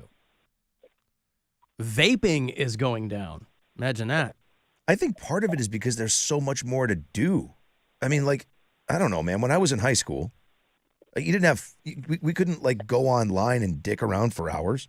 So we'd hang out and get drunk, smoke cigarettes. Like, I don't know that. Like, I think because there's so many different things for people to do now and different outlets, they're just not partying as much and doing the things maybe as much as we did. Or maybe not like in a communal way, you mean? Right. Yeah. Well, I guess the age range is 8th graders through high school seniors. So 8th grade through 12th grade. And all the drug use reported has gone down in those groups. Bunch of nerds. Kids who are in the 8th grade at the start of the pandemic will be graduating from high school this year. And they show the lowest rates of substance use we've seen in decades. So they're inferring a pretty direct cause and effect relationship there. But I always kind of take it with a grain of salt, too. Now, meanwhile, I have to assume that adult drug use is at an all-time high. Sure was during the pandemic. More for us, kids. I learned it from watching you, Dad. Well, no, you didn't because you're not doing it. Teens just aren't reporting it. That's what I tend to think. But maybe not. Maybe not. And they measure them all, boy. They're like booze, pot, heroin, Now, abstinence, not using anything, they say that abstinence is pretty flat. But all the other drugs, they've seen a marked decrease in the use there. Alan, it's the combination of fentanyl and legalizing weed. Maybe. There's probably a lot of things at play, right? It used to be, the conventional wisdom was, you got to know your dealer. If you know your dealer, you'll be in good shape. Well, now the dealer doesn't even know what they're dealing. So fentanyl, if I was a kid now and just fentanyl would scare the piss out of me. So, yeah, that would freak me out. Alan, you only smoke pole. That's what this person came up with. Mm-hmm. I've been talking about this now for a few minutes. They took that time and came up with that. Yeah. Mm-hmm. No, I was never, again, I wasn't a drinker till I was 26. I was always a pot guy. When you were young? I mean, I smoked pot when I was 15 for the first time. Okay. Yeah. And it was the same year that I got drunk for the first time, and I said, no thanks, I'll stick with the weed. Now, I wasn't like a wake and baker. I had friends that were real burnouts. And that wasn't me. I still, but I was like, if I'm going to do something, because I wasn't going to smoke cigarettes, I was all backwards. I probably should have been doing all those things. But I also knew myself well enough to know that if I was going to go down one of those paths, I was really going to go down one of those paths. I didn't want to do that. And I have an amazing... I had high hopes for myself in life. I have a very highly addictive personality. And that's the biggest reason I stayed away from hard drugs. Because I knew starting, I would be like, that's it. I'm all in now. Yeah, see, I don't have an addictive personality. But again, you don't have to have, your personality doesn't care what the nicotine level is, right? Right. You start smoking, you're going to become a smoker. Yeah, without question. They say it's one of the hardest things ever to quit is smoking cigarettes. I smoked for, I don't know, just 20-something years. I started when I was 15. I give it up to anybody who stopped smoking, however you did it. I used the Chantix. Did you? Yeah, it was like the third or fourth time I that tried the to gum? quit. No, that's the pills. The pill, They say okay. make you have like crazy dreams and stuff. Oh, okay. I didn't have any of that, but it basically makes the cigarette taste worse than it normally tastes. Alan, kids are such babies now. I wouldn't trade booze, cigarettes, coke, and banging chicks in my youth for nothing. See? That's what I said. There's a bunch of nerds now. Yeah, but it's post-pandemic. I mean, this was an earth-shattering cultural event, a global pandemic. So it turned all these kids square? That's what you're saying? Well, Nerds. It Dorks. It got them to reassess their priorities. I don't know. I still think it's the fact that, like, for all of those years, you couldn't go anywhere. So nobody was going to parties. Nobody was hanging out. Hey, man, here's a joint. I think that is massive. It has to be part of it. It has to be. The reason you tried pot at 15, you weren't sitting by yourself. You're like, hey, I want to try pot, right? Right. I think that the fact that part was gone for these 8th grade kids that are now graduating high school, and that's who they talk to. So 3 of those years, they couldn't do it. Yeah, but when they finally could again, why didn't they all start doing that? When they all got together again and started hanging out at the skate park or whatever, why didn't they? I mean, because, Maybe at that point, it was kids just were vaping. They I don't just know. didn't. I mean, Yeah. it's not part of what you do at that development stage, that early part of your high The school formative career. years there, if you're past it, you're past it. I think. I don't know. Maybe not. But that has to have something to do with it. I remember going to parties, like rager parties. Everybody was smoking pot. Everybody was drinking beer. Everybody was doing shots. Like it was enormous. And if you weren't there, you were like, And that's biggest also FOMO in the world. But that's also when you find out what you can handle. Right. You kind of got to know what's for your system. Some people love weed. You know, I went to school with a lot of rich kids. It was a private Catholic school. We weren't rich, but there were a lot of like BMWs in the student parking lot. And those kids, rich kids with if life goes south, they'll work for their dad's company or whatever, right? Those kids were like always had coke. Yeah. And I was like, it's not for me. I don't care about that. Yeah, those rich towns is where you see all the white collar drugs. A lot of blow. And that was where I lived in Rhode Island was that way. Yeah. You know, a lot of the kids always had their hands on that sort of stuff. You know, and people will be like, well, cigarettes aren't considered cool anymore. I hate to disavow that notion. Cigarettes will always look cool. If you're a kid, I don't care who you are. You think vaping looks cool? No, it does not. Although it's still, it's weird to me. It's like seeing a strange species in the wild. When I see someone standing on the corner smoking a cigarette, I'm like, wow, cigarette. I know it happens. We still have a bunch of people here that smoke. And Yes. the other day, I don't know, when you left, we usually leave close to around the same time. It smelled like 8 people were smoking cigarettes in the stairwell. And there were 2 of them. It was insane how strong it was. I mean, everywhere now, like downtown smells like weed. That's true of a lot of places. Yep. I think it's gotten to the point where I don't even notice that anymore. And it's winter, so there are fewer people probably hanging out. You know, summertime, everybody's outside smoking weed, whatever. But yeah, we have people outside the exit of how we get out of this building and into the parking garage. The people here who smoke, they stand right outside that door. It's not hot boxing, obviously, but it all condensed. You got to walk through this cloud to get to your car. It's insane. I'm like, guys. And as a former smoker, right, like what that smells like to me now, that's where I'm like, oh my God, I smelled like that. You know, like they come back in, you're like, oh, it's disgusting, stink. Well, now you're so used to going out and not being able to smoke in places. I mean, you remember coming back from like the club or a bar and you were like, you're airing your clothes out for a week. So that part was nice. Coming back from like, because I did a lot of club gigs and things like that.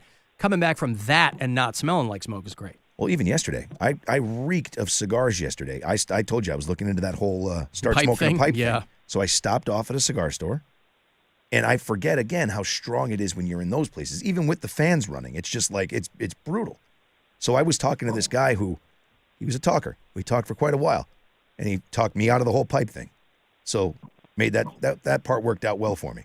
But 45 minutes in there, and I came in here, and all I could smell was just cigar smoke, like very thick, covered in. I had to go wash I even threw one of my hats in the dryer, just to try to get the stink out of it.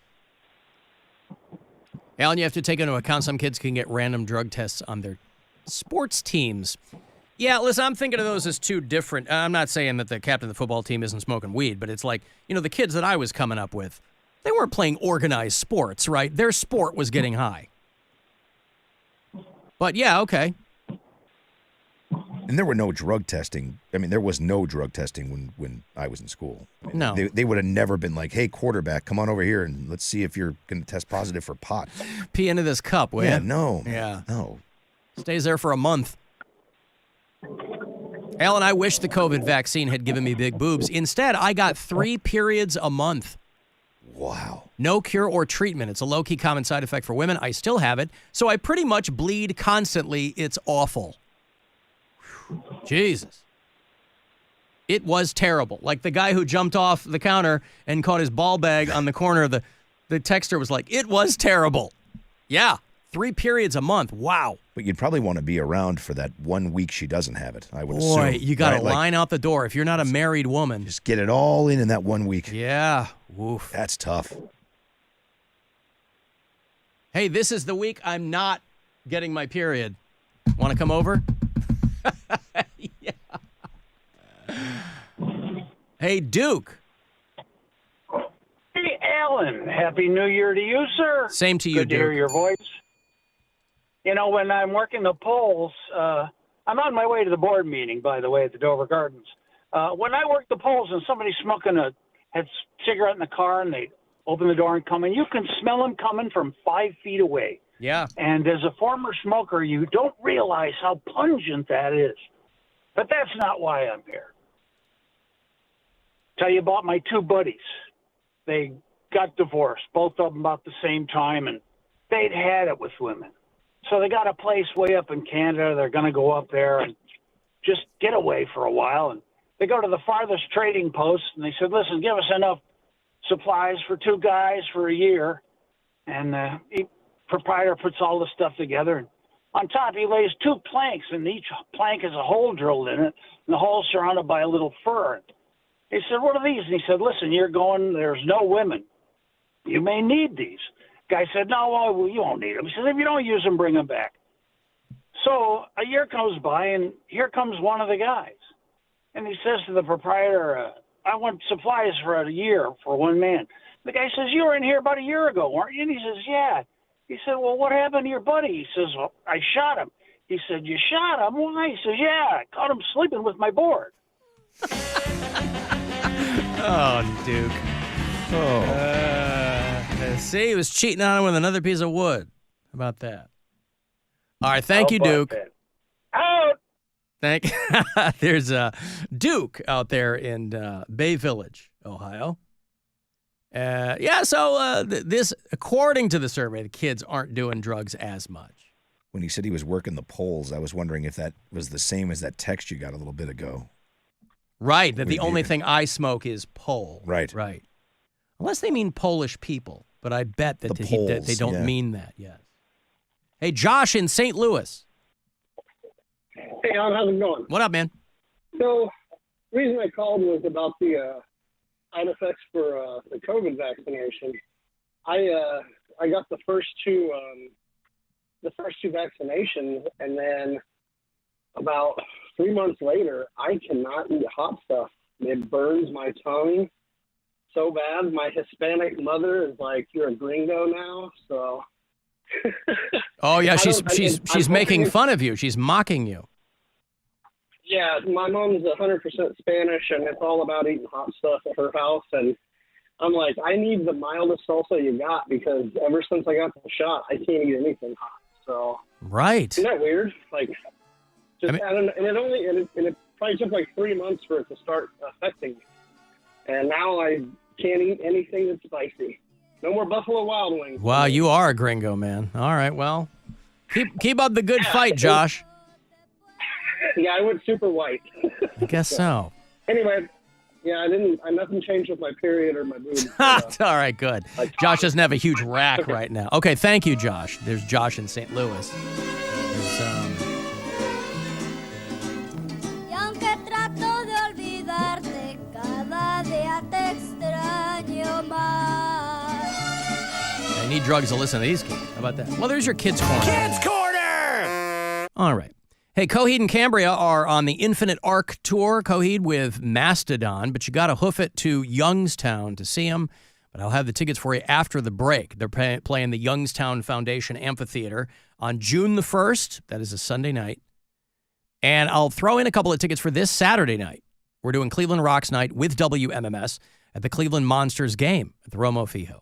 A couple of hockey tickets, a couple of Coheed tickets after the break.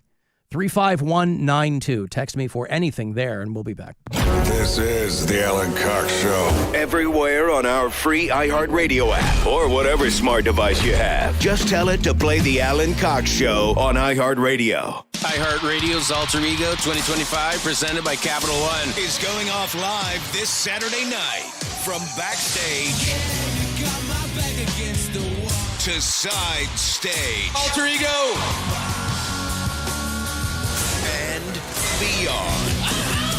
You'll hear all the live performances. Incubus. Cage the Elephant. The Lumineers. Glass Animals. St. Vincent. The Head and the Heart. Fontaines DC. Damiano DeVee. And punk rock royalty, The Offspring.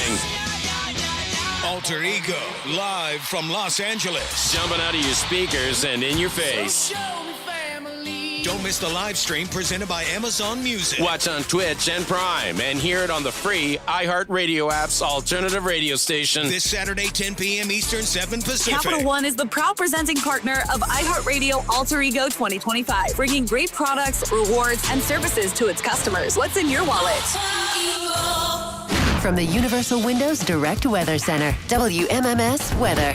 Less than an inch of snow tonight, down to 14. Tomorrow, partly sunny with a high of 23. Friday, it'll be cloudy with a dusting of snow. Friday's high around 26. This report is sponsored by Stand Up to Cancer. Joe Buck and John Smoltz welcoming you back to the City Center Convenience Mart. Uh-oh. She's looking at the cigarettes, but she just grabs the gum off the counter. Stand Up to Cancer and Rally want you to reduce your risk for cancer. Go to takeahealthystand.org. The holiday season may be coming to a close, but there's still plenty of time to make it a magical one. Ring in the new year with something stunning and timeless from Diamonds Direct. Start the new year with a celebration of your love, or even a celebration of yourself. Whether you're shopping for the perfect wedding bands, a beautiful pair of diamond studs that were missing from under your tree, or the engagement ring of their dreams, Diamonds Direct has just what you're wishing for. This year, make your New Year's resolution to shop smarter by shopping direct. Making a decision on where to make your next jewelry purchase has never been easier. At Diamonds Direct, you're guaranteed to get an extraordinary value, ironclad warranties, and the white glove service that we've long been known for. Let the experts at Diamonds Direct show you the difference in a concierge luxury shopping experience. Kick off the new year the way you've always wanted. Customize your experience in-store or online at DiamondsDirect.com today. Diamonds Direct. Your love, our passion. The Home Depot's new supply house is built for one job, to deliver yours. No cart, all flatbed. And more than a store, our supply house comes to you. Get the whole job delivered as soon as next day from the Home Depot. How pros get more done.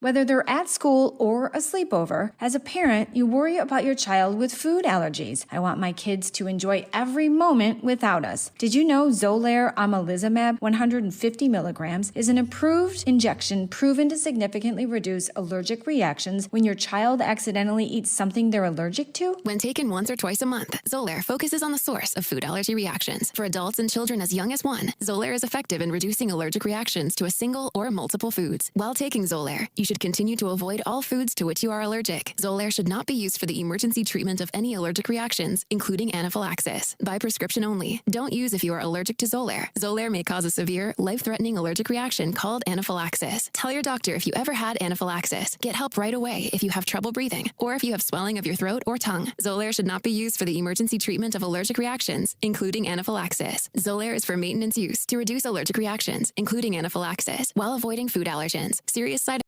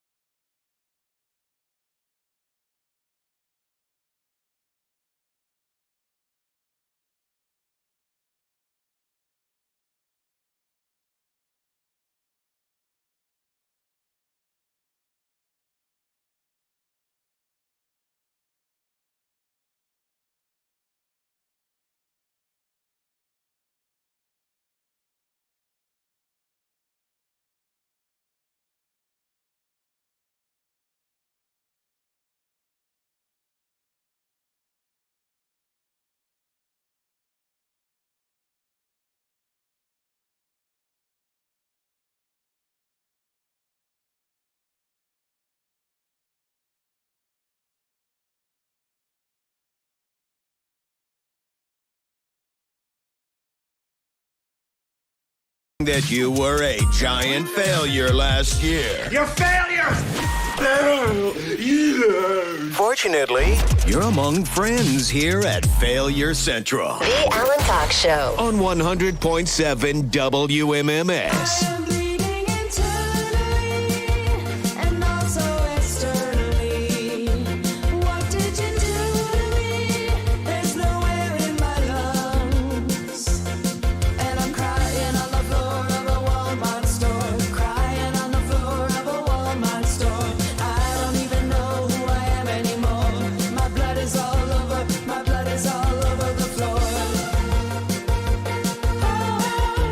This is that girl who gets 3 periods a month to the COVID vaccine.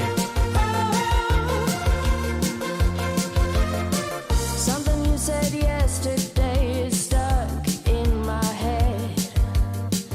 Now it's crawled inside of me, eating at my She texted back after we were joking there was going to be a line at her door. She said she's recently divorced. Gee, I wonder why. Honey, this isn't working out for me, but man.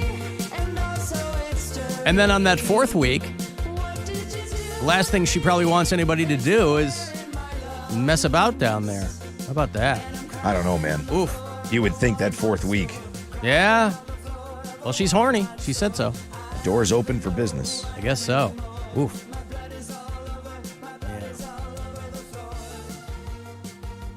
Hey, Alan. I think that study's right. These kids are a bunch of goddamn dorks. Take it easy. Why is everybody crapping on the kids? See? A bunch of dorks. Just a bunch of nerds. I'm not calling it. Yeah. What, nobody's selling Lucy's outside the high school campus anymore? My son goes to a local high school in the Northeast Ohio area, and he gets drug tests frequently. Sorry, I almost got into an accident. Frequently at his high school. They do it randomly to different kids at different times of the year. Wow, how about that? Because people were texting me, oh, it's stupid. They don't drug test in high school. Apparently they do.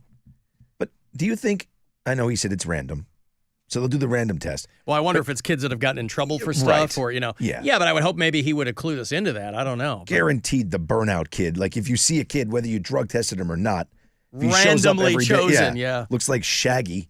Yeah. Let's take a look at Cheech over here and see what happens. Smells like weed every day. Well, I'm glad that he didn't get into an accident there. He's like, oh, I'm talking to you guys, and I almost got into an accident. Although it would have been a better message had you gotten into an accident. I won't lie to you. Think he would have finished his thought? They Maybe drug test my son. Every day. They randomly test my son. These are his final words. The young man's final words were captured on the radio show of local gadabout, bon vivant, Alan Cox. I wonder how I would be described in local media. Something like that were to happen. I don't know. Most of the time, whenever television media will mention us, it will say like local radio station and leave it at that. Yeah. Don't even throw the call letters in sometimes. Well, it was years ago that I filled in on the Channel 3 Morning News. They had a week of celebrity guest anchors, and I was one of them. It was me and Maureen Kyle, who I don't know if she's still there, but she's pretty foxy and very good at what she does. And so I co-anchored with her. And I had done television. I mean, currently, this is the longest stretch I've ever gone without doing television. But I co-anchored the morning news with her some years ago. And obviously, in that situation, they're going to give me every accolade there is, right? Because most of the people watching that probably had no clue who I was. But yeah, under normal circumstances, because it's never going to be something fun. It's never going to be local douchebag, local pain in the ass, Alan Cox over at WMMS. That would be fun. If Russ Mitchell, who I met on one occasion, I've told that story before, but Russ Mitchell, who you couldn't get more professional than that guy. You know, if he was to do some story about this listener who was leaving us a message and in the process crashed his car, that's going to be on the news. And so I would hope that Russ Mitchell would refer to me as something unsavory. That would be great. Because you're right, the local media personality, which that's so stupid. Everybody now is a media personality. You're on TikTok, you're on Instagram. Everybody now is a media personality. That's media. So you got to do something else with it. Local porn star Alan Cox. That ain't going to be it, obviously. Thank you. No, I don't know. Now, I'd certainly never wish ill will on any of our customers just to find out how they would refer to me. That is, I don't know. But anyway, that lady, I don't know who she is, but she was kind enough to reply in her text. She does still get 3 periods a month. She's recently divorced. I don't know if that was a pre-existing condition. And she's horny AF by her own admission. Well, Jim, Molly's growing up. She's having her first menstrual period. What? Already? Oh, but Alice, I thought... Well, I mean, after all, she's only... Daddy, don't be so silly. I'm not a baby anymore. I know, dear, but, well... No. No, honey, I guess you aren't. So gross. Why does he say it like that? Ugh. No, honey, I guess you're not. That's, yeah. Time for, yeah. I don't, ugh. So, somebody hit me up about this yesterday. The woman in Pataskala who was eaten by her neighbor's pigs. A 75-year-old woman was found dead on her porch, and they think that the neighbor's pigs contributed to it. Now, if you know anything about pigs, they eat. Mason Verger knew it. A lot of people know it. She was found dead on the steps of her front porch with injuries to her legs. So it's a little misleading because I was on the impression that the woman had been consumed by the pigs. But now they're saying that the neighbor's pigs contributed to her death. She didn't show up for a Christmas Day party. 75-year-old Rebecca Rigney. You don't meet a lot of old Rebeccas. I like that. R.I.P. She was found dead on the steps of her front porch with fatal injuries to her legs. As the officers secured the scene, they saw a large pig enter the area. So she's living next door to a guy who has pigs. And pigs will eat. They'll eat anything you put in front of them. And so they think that this contributed to her untimely demise. I mean, 75 still had some things going on, probably. Contributed to a woman's death in Pataskala. Police say they were called to do a welfare check on a 75-year-old woman after she didn't show up for a holiday celebration. There was a whole bunch of police cars, and I'm going to get investigators and whatnot outside of the lady's house. But police say when an officer arrived on the scene, he saw a large pig enter the area. They found out the animal belonged to a woman next door and told the woman to quarantine the animal until further notice. It was pretty crazy wild because there's not just wild pigs roaming. I've never seen pigs except for the market down the street, so it was very confusing. The Licking County Coroner's Office says the woman died from bleeding out due to extensive superficial injuries by livestock animals. The Coroner's Office also says the woman had prior health conditions and ruled her death accidental. And it would be nice to get some clarification on what actually happened and what's actually going down in our neighborhood. So, I mean, this is a very quiet neighborhood. Nothing happens in this neighborhood. We knocked on the door of the woman who police say owned the pigs. She told us that she can't comment. David Hansen regularly delivers packages to the neighborhood. He told us it's unbelievable what happened. I was shocked just to hear that 2 pigs had possibly killed a woman. Was a little shocking. Oh, they put the poor Police Department. They put the UPS guy on there because he just happens to be there, right? Sir, can we speak to you for channel whatever news here in Pataskala? You could hear that first poor guy was freezing his balls off. You could hear in the answer, he's like, yeah, next he's door. wearing a hoodie, yeah. A combination of that and probably nerves. They're like, you're going to be on television. So, yeah, probably got a femoral artery, right? You get caught in the wrong spot in your legs, and you're going to bleed out. I'm kind of surprised. Like, the whole thing seems kind of odd, though. So pigs will eat a living person? Yeah, why don't we hear more about, like, all these dead farmers? No, I think if you... okay, so I was thinking of, when I was reading this story, I was thinking about Robert Pickton. Do you remember Robert? Does that name ring a bell at all? Mm-mm. Okay, there was a guy named Robert Pickton. And this guy was a Canadian serial killer who would have hookers come out to his house, and then he would kill them and throw them in with his pigs. And this guy came back up in the news because he was killed in prison this past summer. And this was a guy who was a serial killer on the west side of Canada. This is the Vancouver area.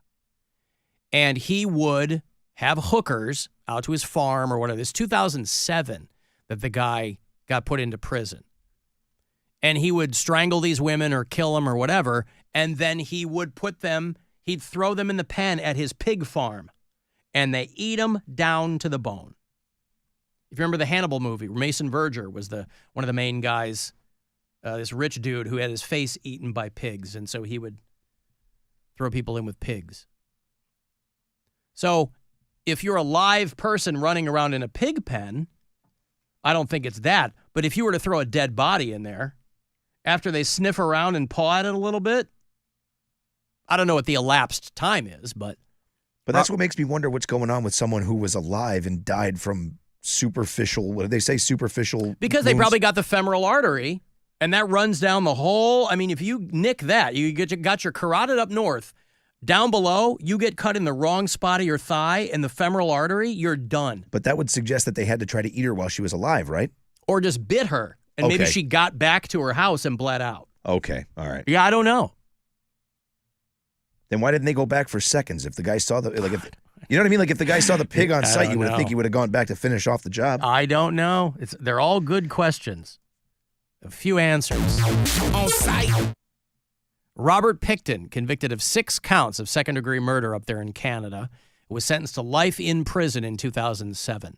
He was charged with the murders of 26 women. 26 Canadian women that this guy fed to his pigs. And they said he confessed to 46. Yeah. That's wow. The Vancouver cops had been looking into dozens of disappearances of women, the usual suspects, right? Hookers, homeless, indigent, whatever. Sex workers, people that theoretically nobody was going to miss other than their families, I guess. And they found the remains or DNA of 33 women on his farm. Wow.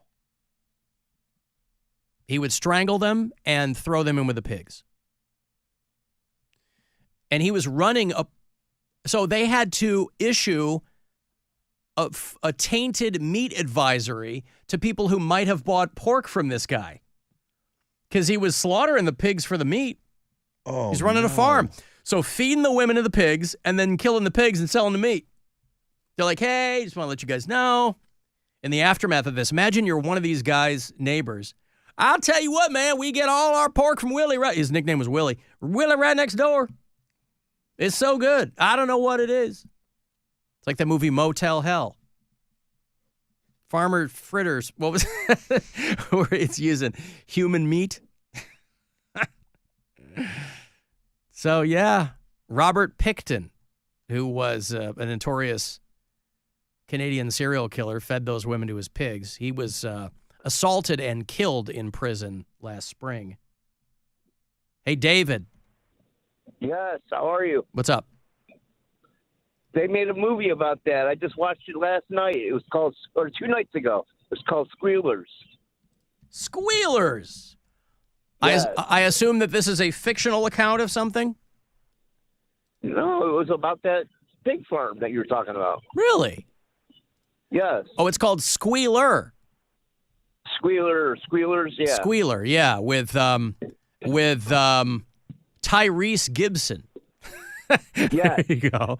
Okay, how did you find that? You're just clicking around and you're like, all right, this looks all right.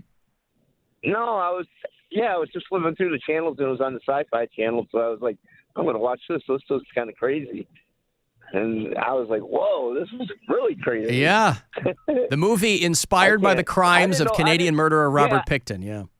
I didn't know it was a real thing, though. I thought it was just made a movie. Well, I'm looking at an article on it. It's funny because they said the working title of the film was called The Pig Farmer. And somewhere along the line, one of these producers like, nah, we got to really give it a hook for a name. Let's call it Squealer. Right, and then they made the farm when the lady cop broke down on the highway or on some back road. She found out that her ex-husband or boyfriend was a cop too. He got killed there, and then Spoiler he wrote alert. something on the top of the yeah. He wrote something. Yeah, he wrote something on the top of the cop car and sent it to her somehow, and then she went there. And I think she busted him or something. Well, I guess we don't have to watch it now, Rob, since Dave just told us the whole thing. Now, it was a good movie, though. All right, I'm going to watch it anyway. All right. Thank you, David. There's David. It's just watched the movie called Squealer based on that Robert Pickton story. 19% on Rotten Tomatoes. I bet. Looks like I mean, that literally has to be the last thing that pops up on your Netflix or whatever before it's over. Like you've watched everything, and then Squealer's it. You watch that and it's over. Like you win Netflix. It's on Peacock. Okay, so you win Peacock. Yeah. That's the only place it's free. Now, if you don't mind paying $3.99, you can get it in a series of other spots, but you're going to find it over there on Peacock for nothing. It looks like it's so bad that I want to watch it now. 19%. And Rotten Tomatoes sometimes can be generous. Right. Well, all right, there it is. Squealer. I'll watch it if you do. I'm not watching the Squealer. No. No, I'm not doing that. Hey, Rob, it's Alan. What are you doing? Watching Squealer. Oh, me too, dude. All right, did you see the part where that lady cop pulls over on the side of the road? Oh, I'm not there yet. Oh, Don't tell geez, me. I'm so sorry, dude. David All right. already told me the whole thing, and Yeah. I got to go. You got to see that part. It's awesome. I'm already gone. Oh, shit. Sorry. Did you see the part yet? No, I just started it. Oh, no. You're not going to believe what happens. Which one's the Squealer? Be a great sequel to Tusk. It's a guy sewed up in a pig outfit, eating hookers. All right, I'm going to take a break. 35192. You want to text? That's where you do it. You can listen on the iHeartRadio app and leave messages there as well, and we'll be back. The Alan Cox Show. On 100.7 WMMS. When you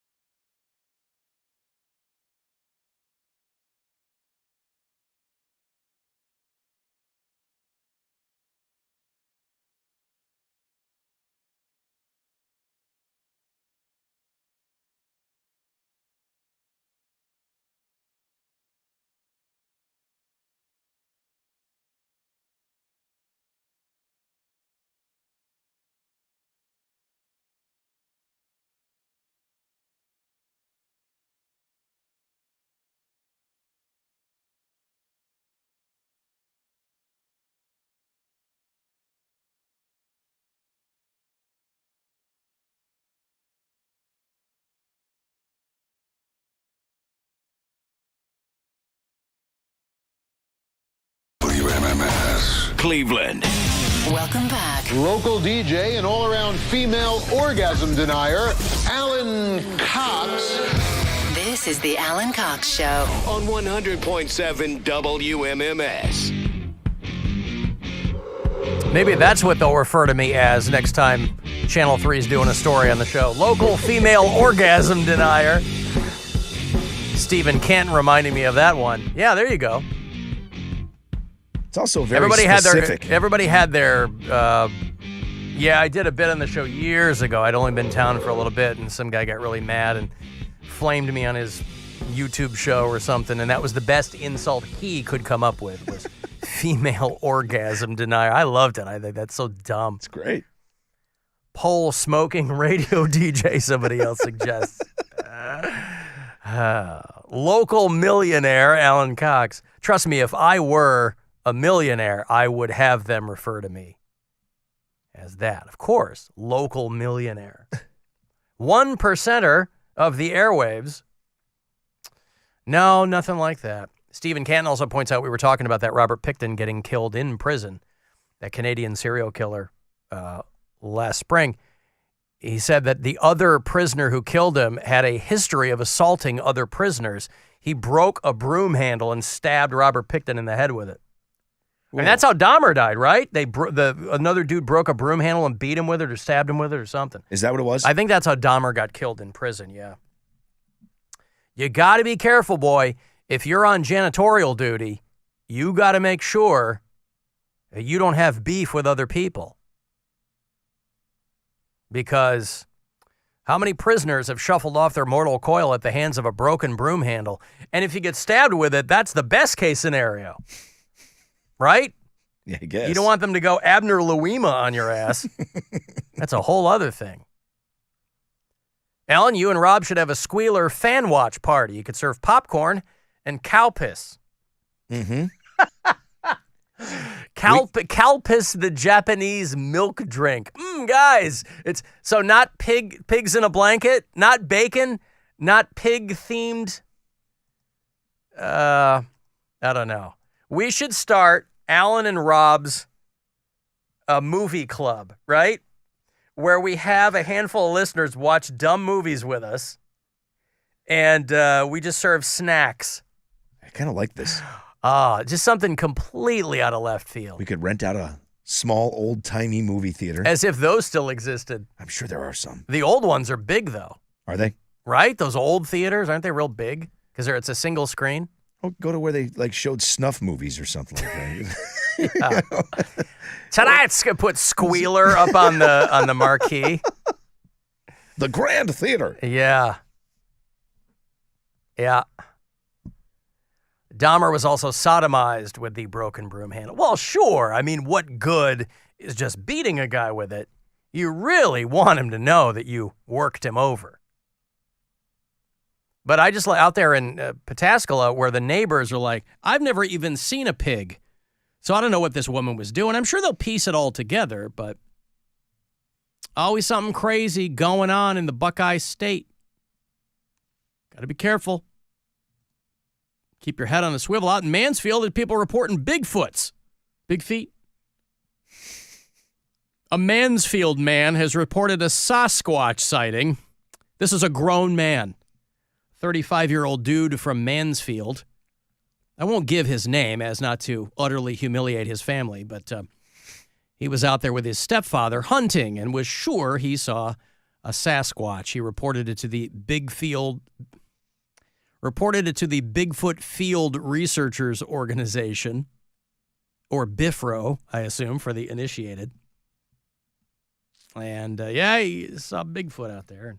You know, out West Coast, different parts of the country, you get a Sasquatch. I think Midwest, Ohio, you call it Bigfoot, right? Not a lot of pretense. Why call him Bigfoot? You got big feet? Oh, it's a good idea. They don't call it Sasquatch here? I mean, it's the Bigfoot Field Researchers Organization. I bet in the Midwest and Ohio, they call it Bigfoot. I guess I never thought of that. Right. What's a Yeti? Well, it seems Mansfield's all... A Yeti, I think, is when you're up Canada way. Okay. I think when you're in the Northern Territories, maybe it's the Yeti. Okay. But you know. That's another thing they could call me if they refer to me on local television. You know, I've been working out so much lately. They can call me the abdominal snowman, Rob. How about that, right? Wintertime.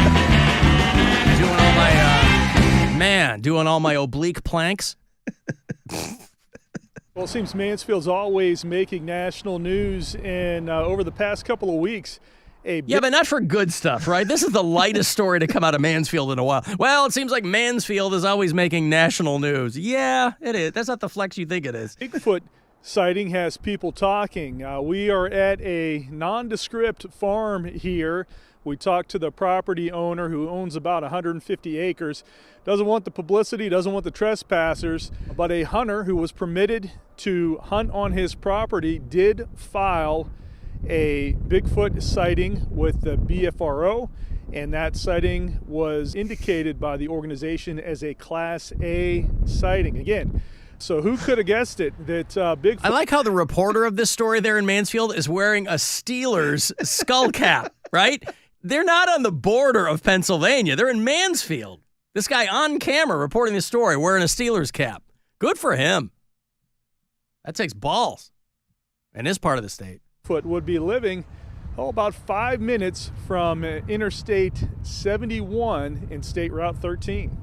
According to the report, Andrew Baum, age 35 of Mansfield, was hunting with his stepfather and reported, quote, "It was dark in color, I'd say black, even dark brown. From that distance, 1,000 feet, it's hard to tell the exact color. The dark figure was very noticeable because it was moving across the light colored of a wheat stubble field." I like what he's hung up on is the color, not the fact that it wasn't a Bigfoot. I don't know what it was. He's sure it's a Bigfoot, just not clear on the color. I love the fact that he just, it's such a frequent talked about thing that he was able to just be like, it was reported to the BFRO. Yeah, the Bigfoot, whatever. Yeah, what's that organization called? Outreach or the Bigfoot Field Researchers Organization. There's a lot of bored people out in Mansfield, a lot of bored people everywhere. Oh, my God, I've got to report this to the Bigfoot hunters.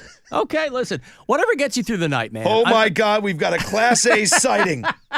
A Class A sighting. I'm sure it's fun and it feels good and whatever. It's all nonsense, but it's, some people are really into it. Near Woodville and Hanley Road there in Mansfield. That is what caught my attention. I was looking for deer and saw that thing, and I almost freaked out. Only evidence of a I think I was looking for deer. I might have been hunting unicorns. I don't know.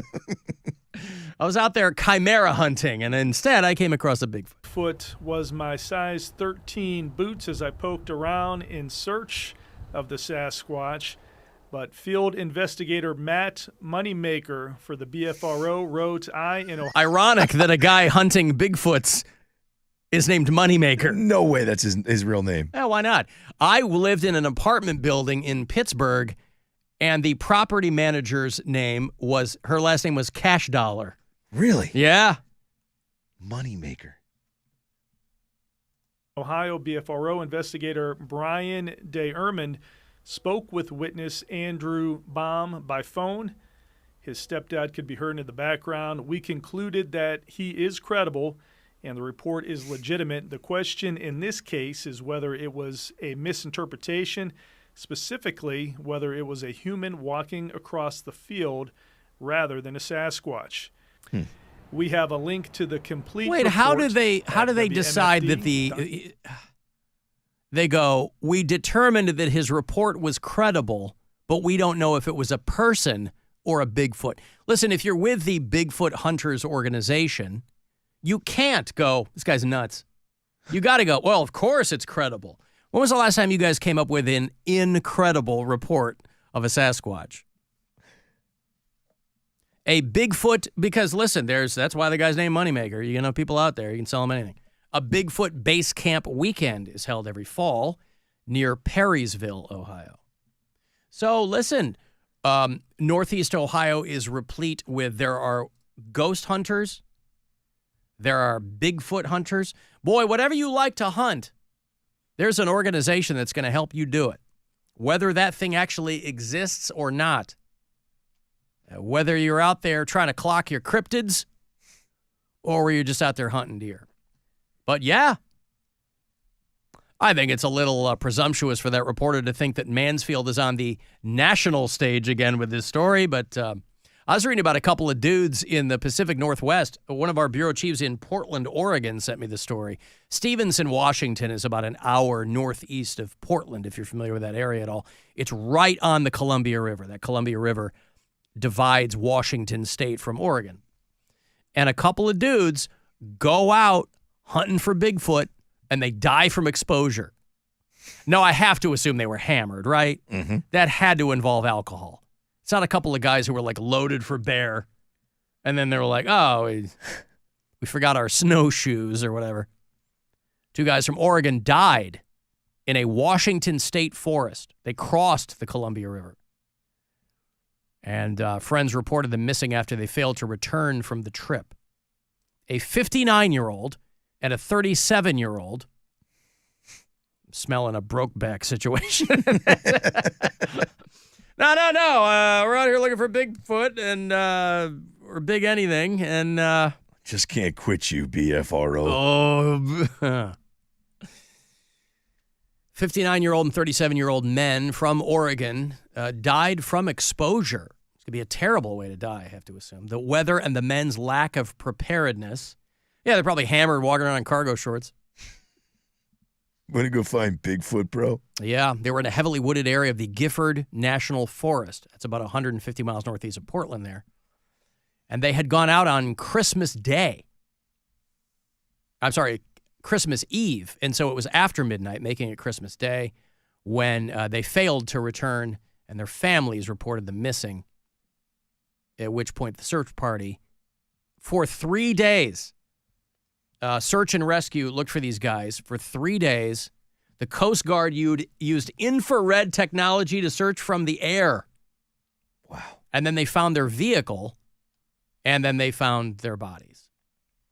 So they had gone Sasquatch hunting, and it died there in the forest. I'm fascinated about the backstory, right? Like where, like in that Christmas Eve conversation, where did one of them go?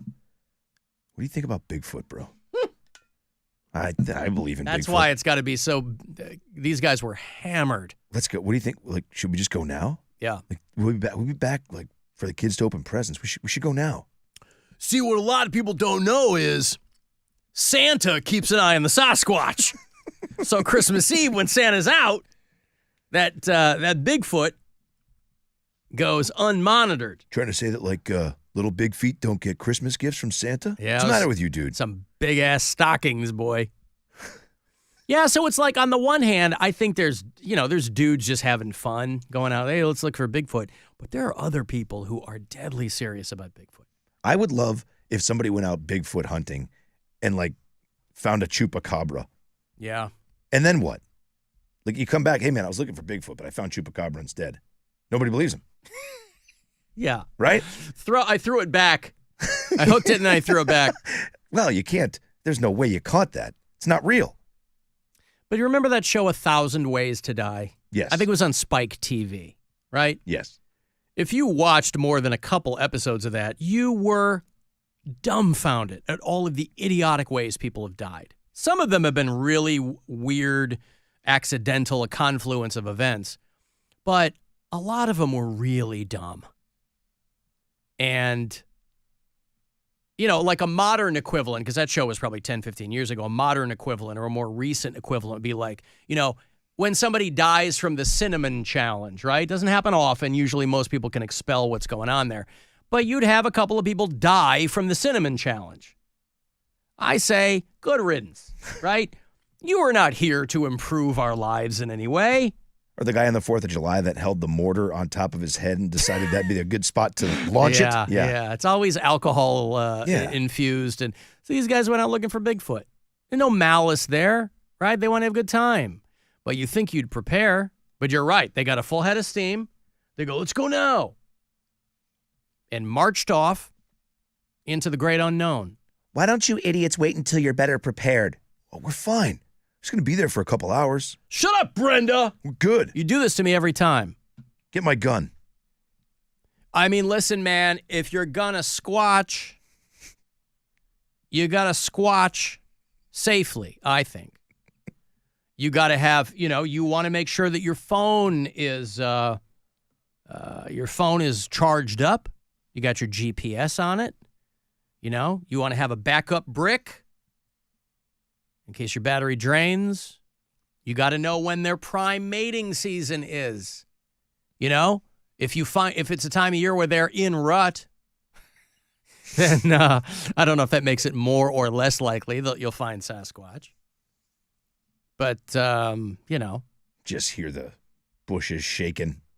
What's going on over there?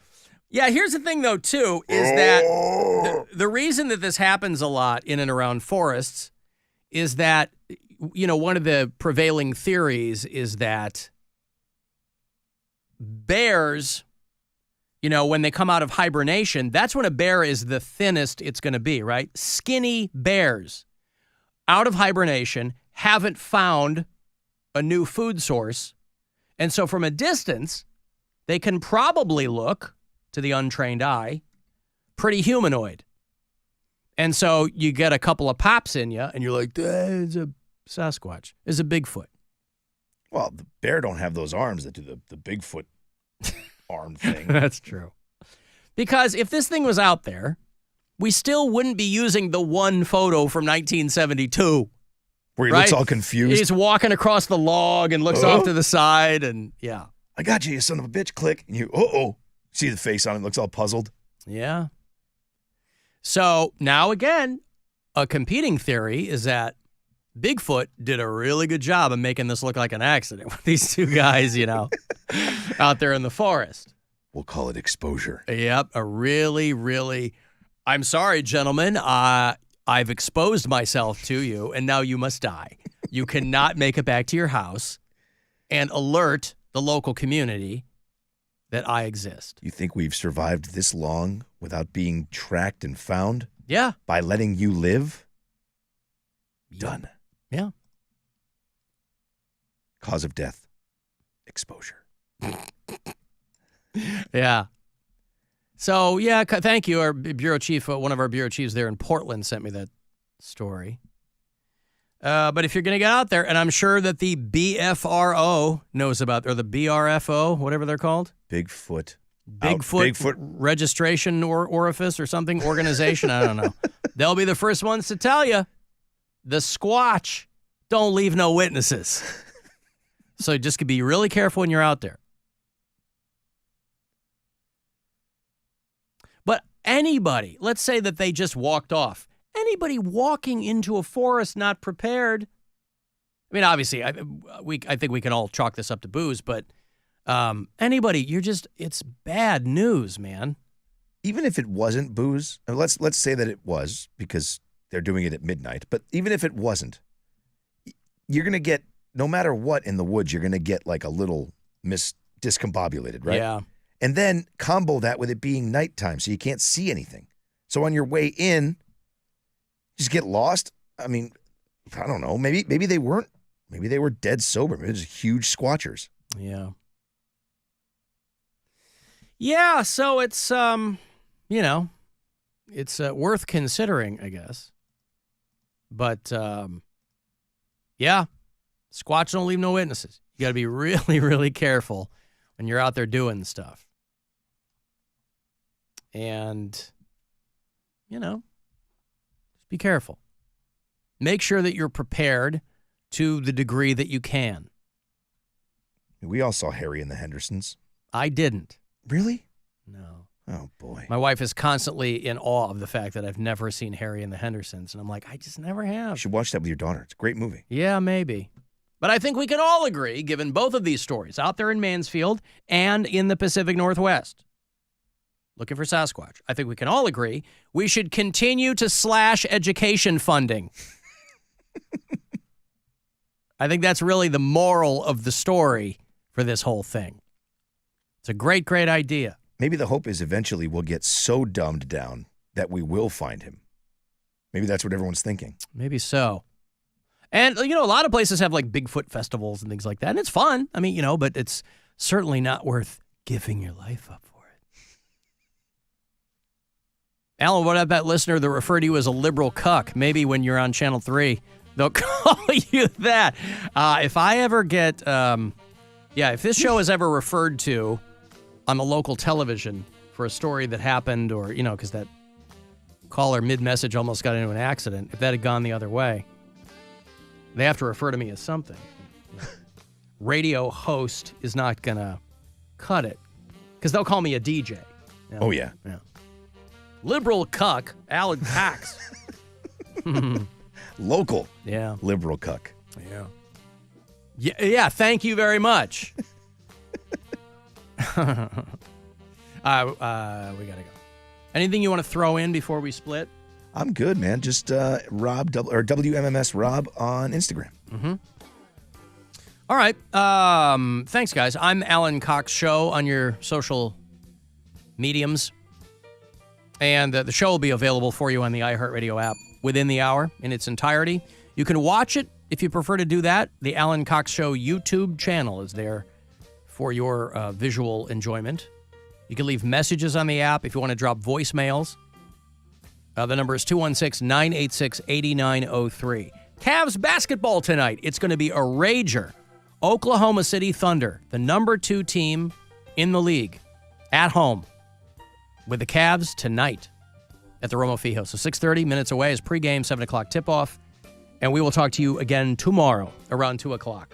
So thanks, guys, for hanging out. I'll see you in hell. And now I must leave you as the Brady Bunch is on, and I find 4 of those children incredibly arousing. Get out of here. Be careful of what you say. Be careful in every way. Be careful of what you do. Big Brother is watching you. Be circumspect and discreet. Stay light on your mental feet. One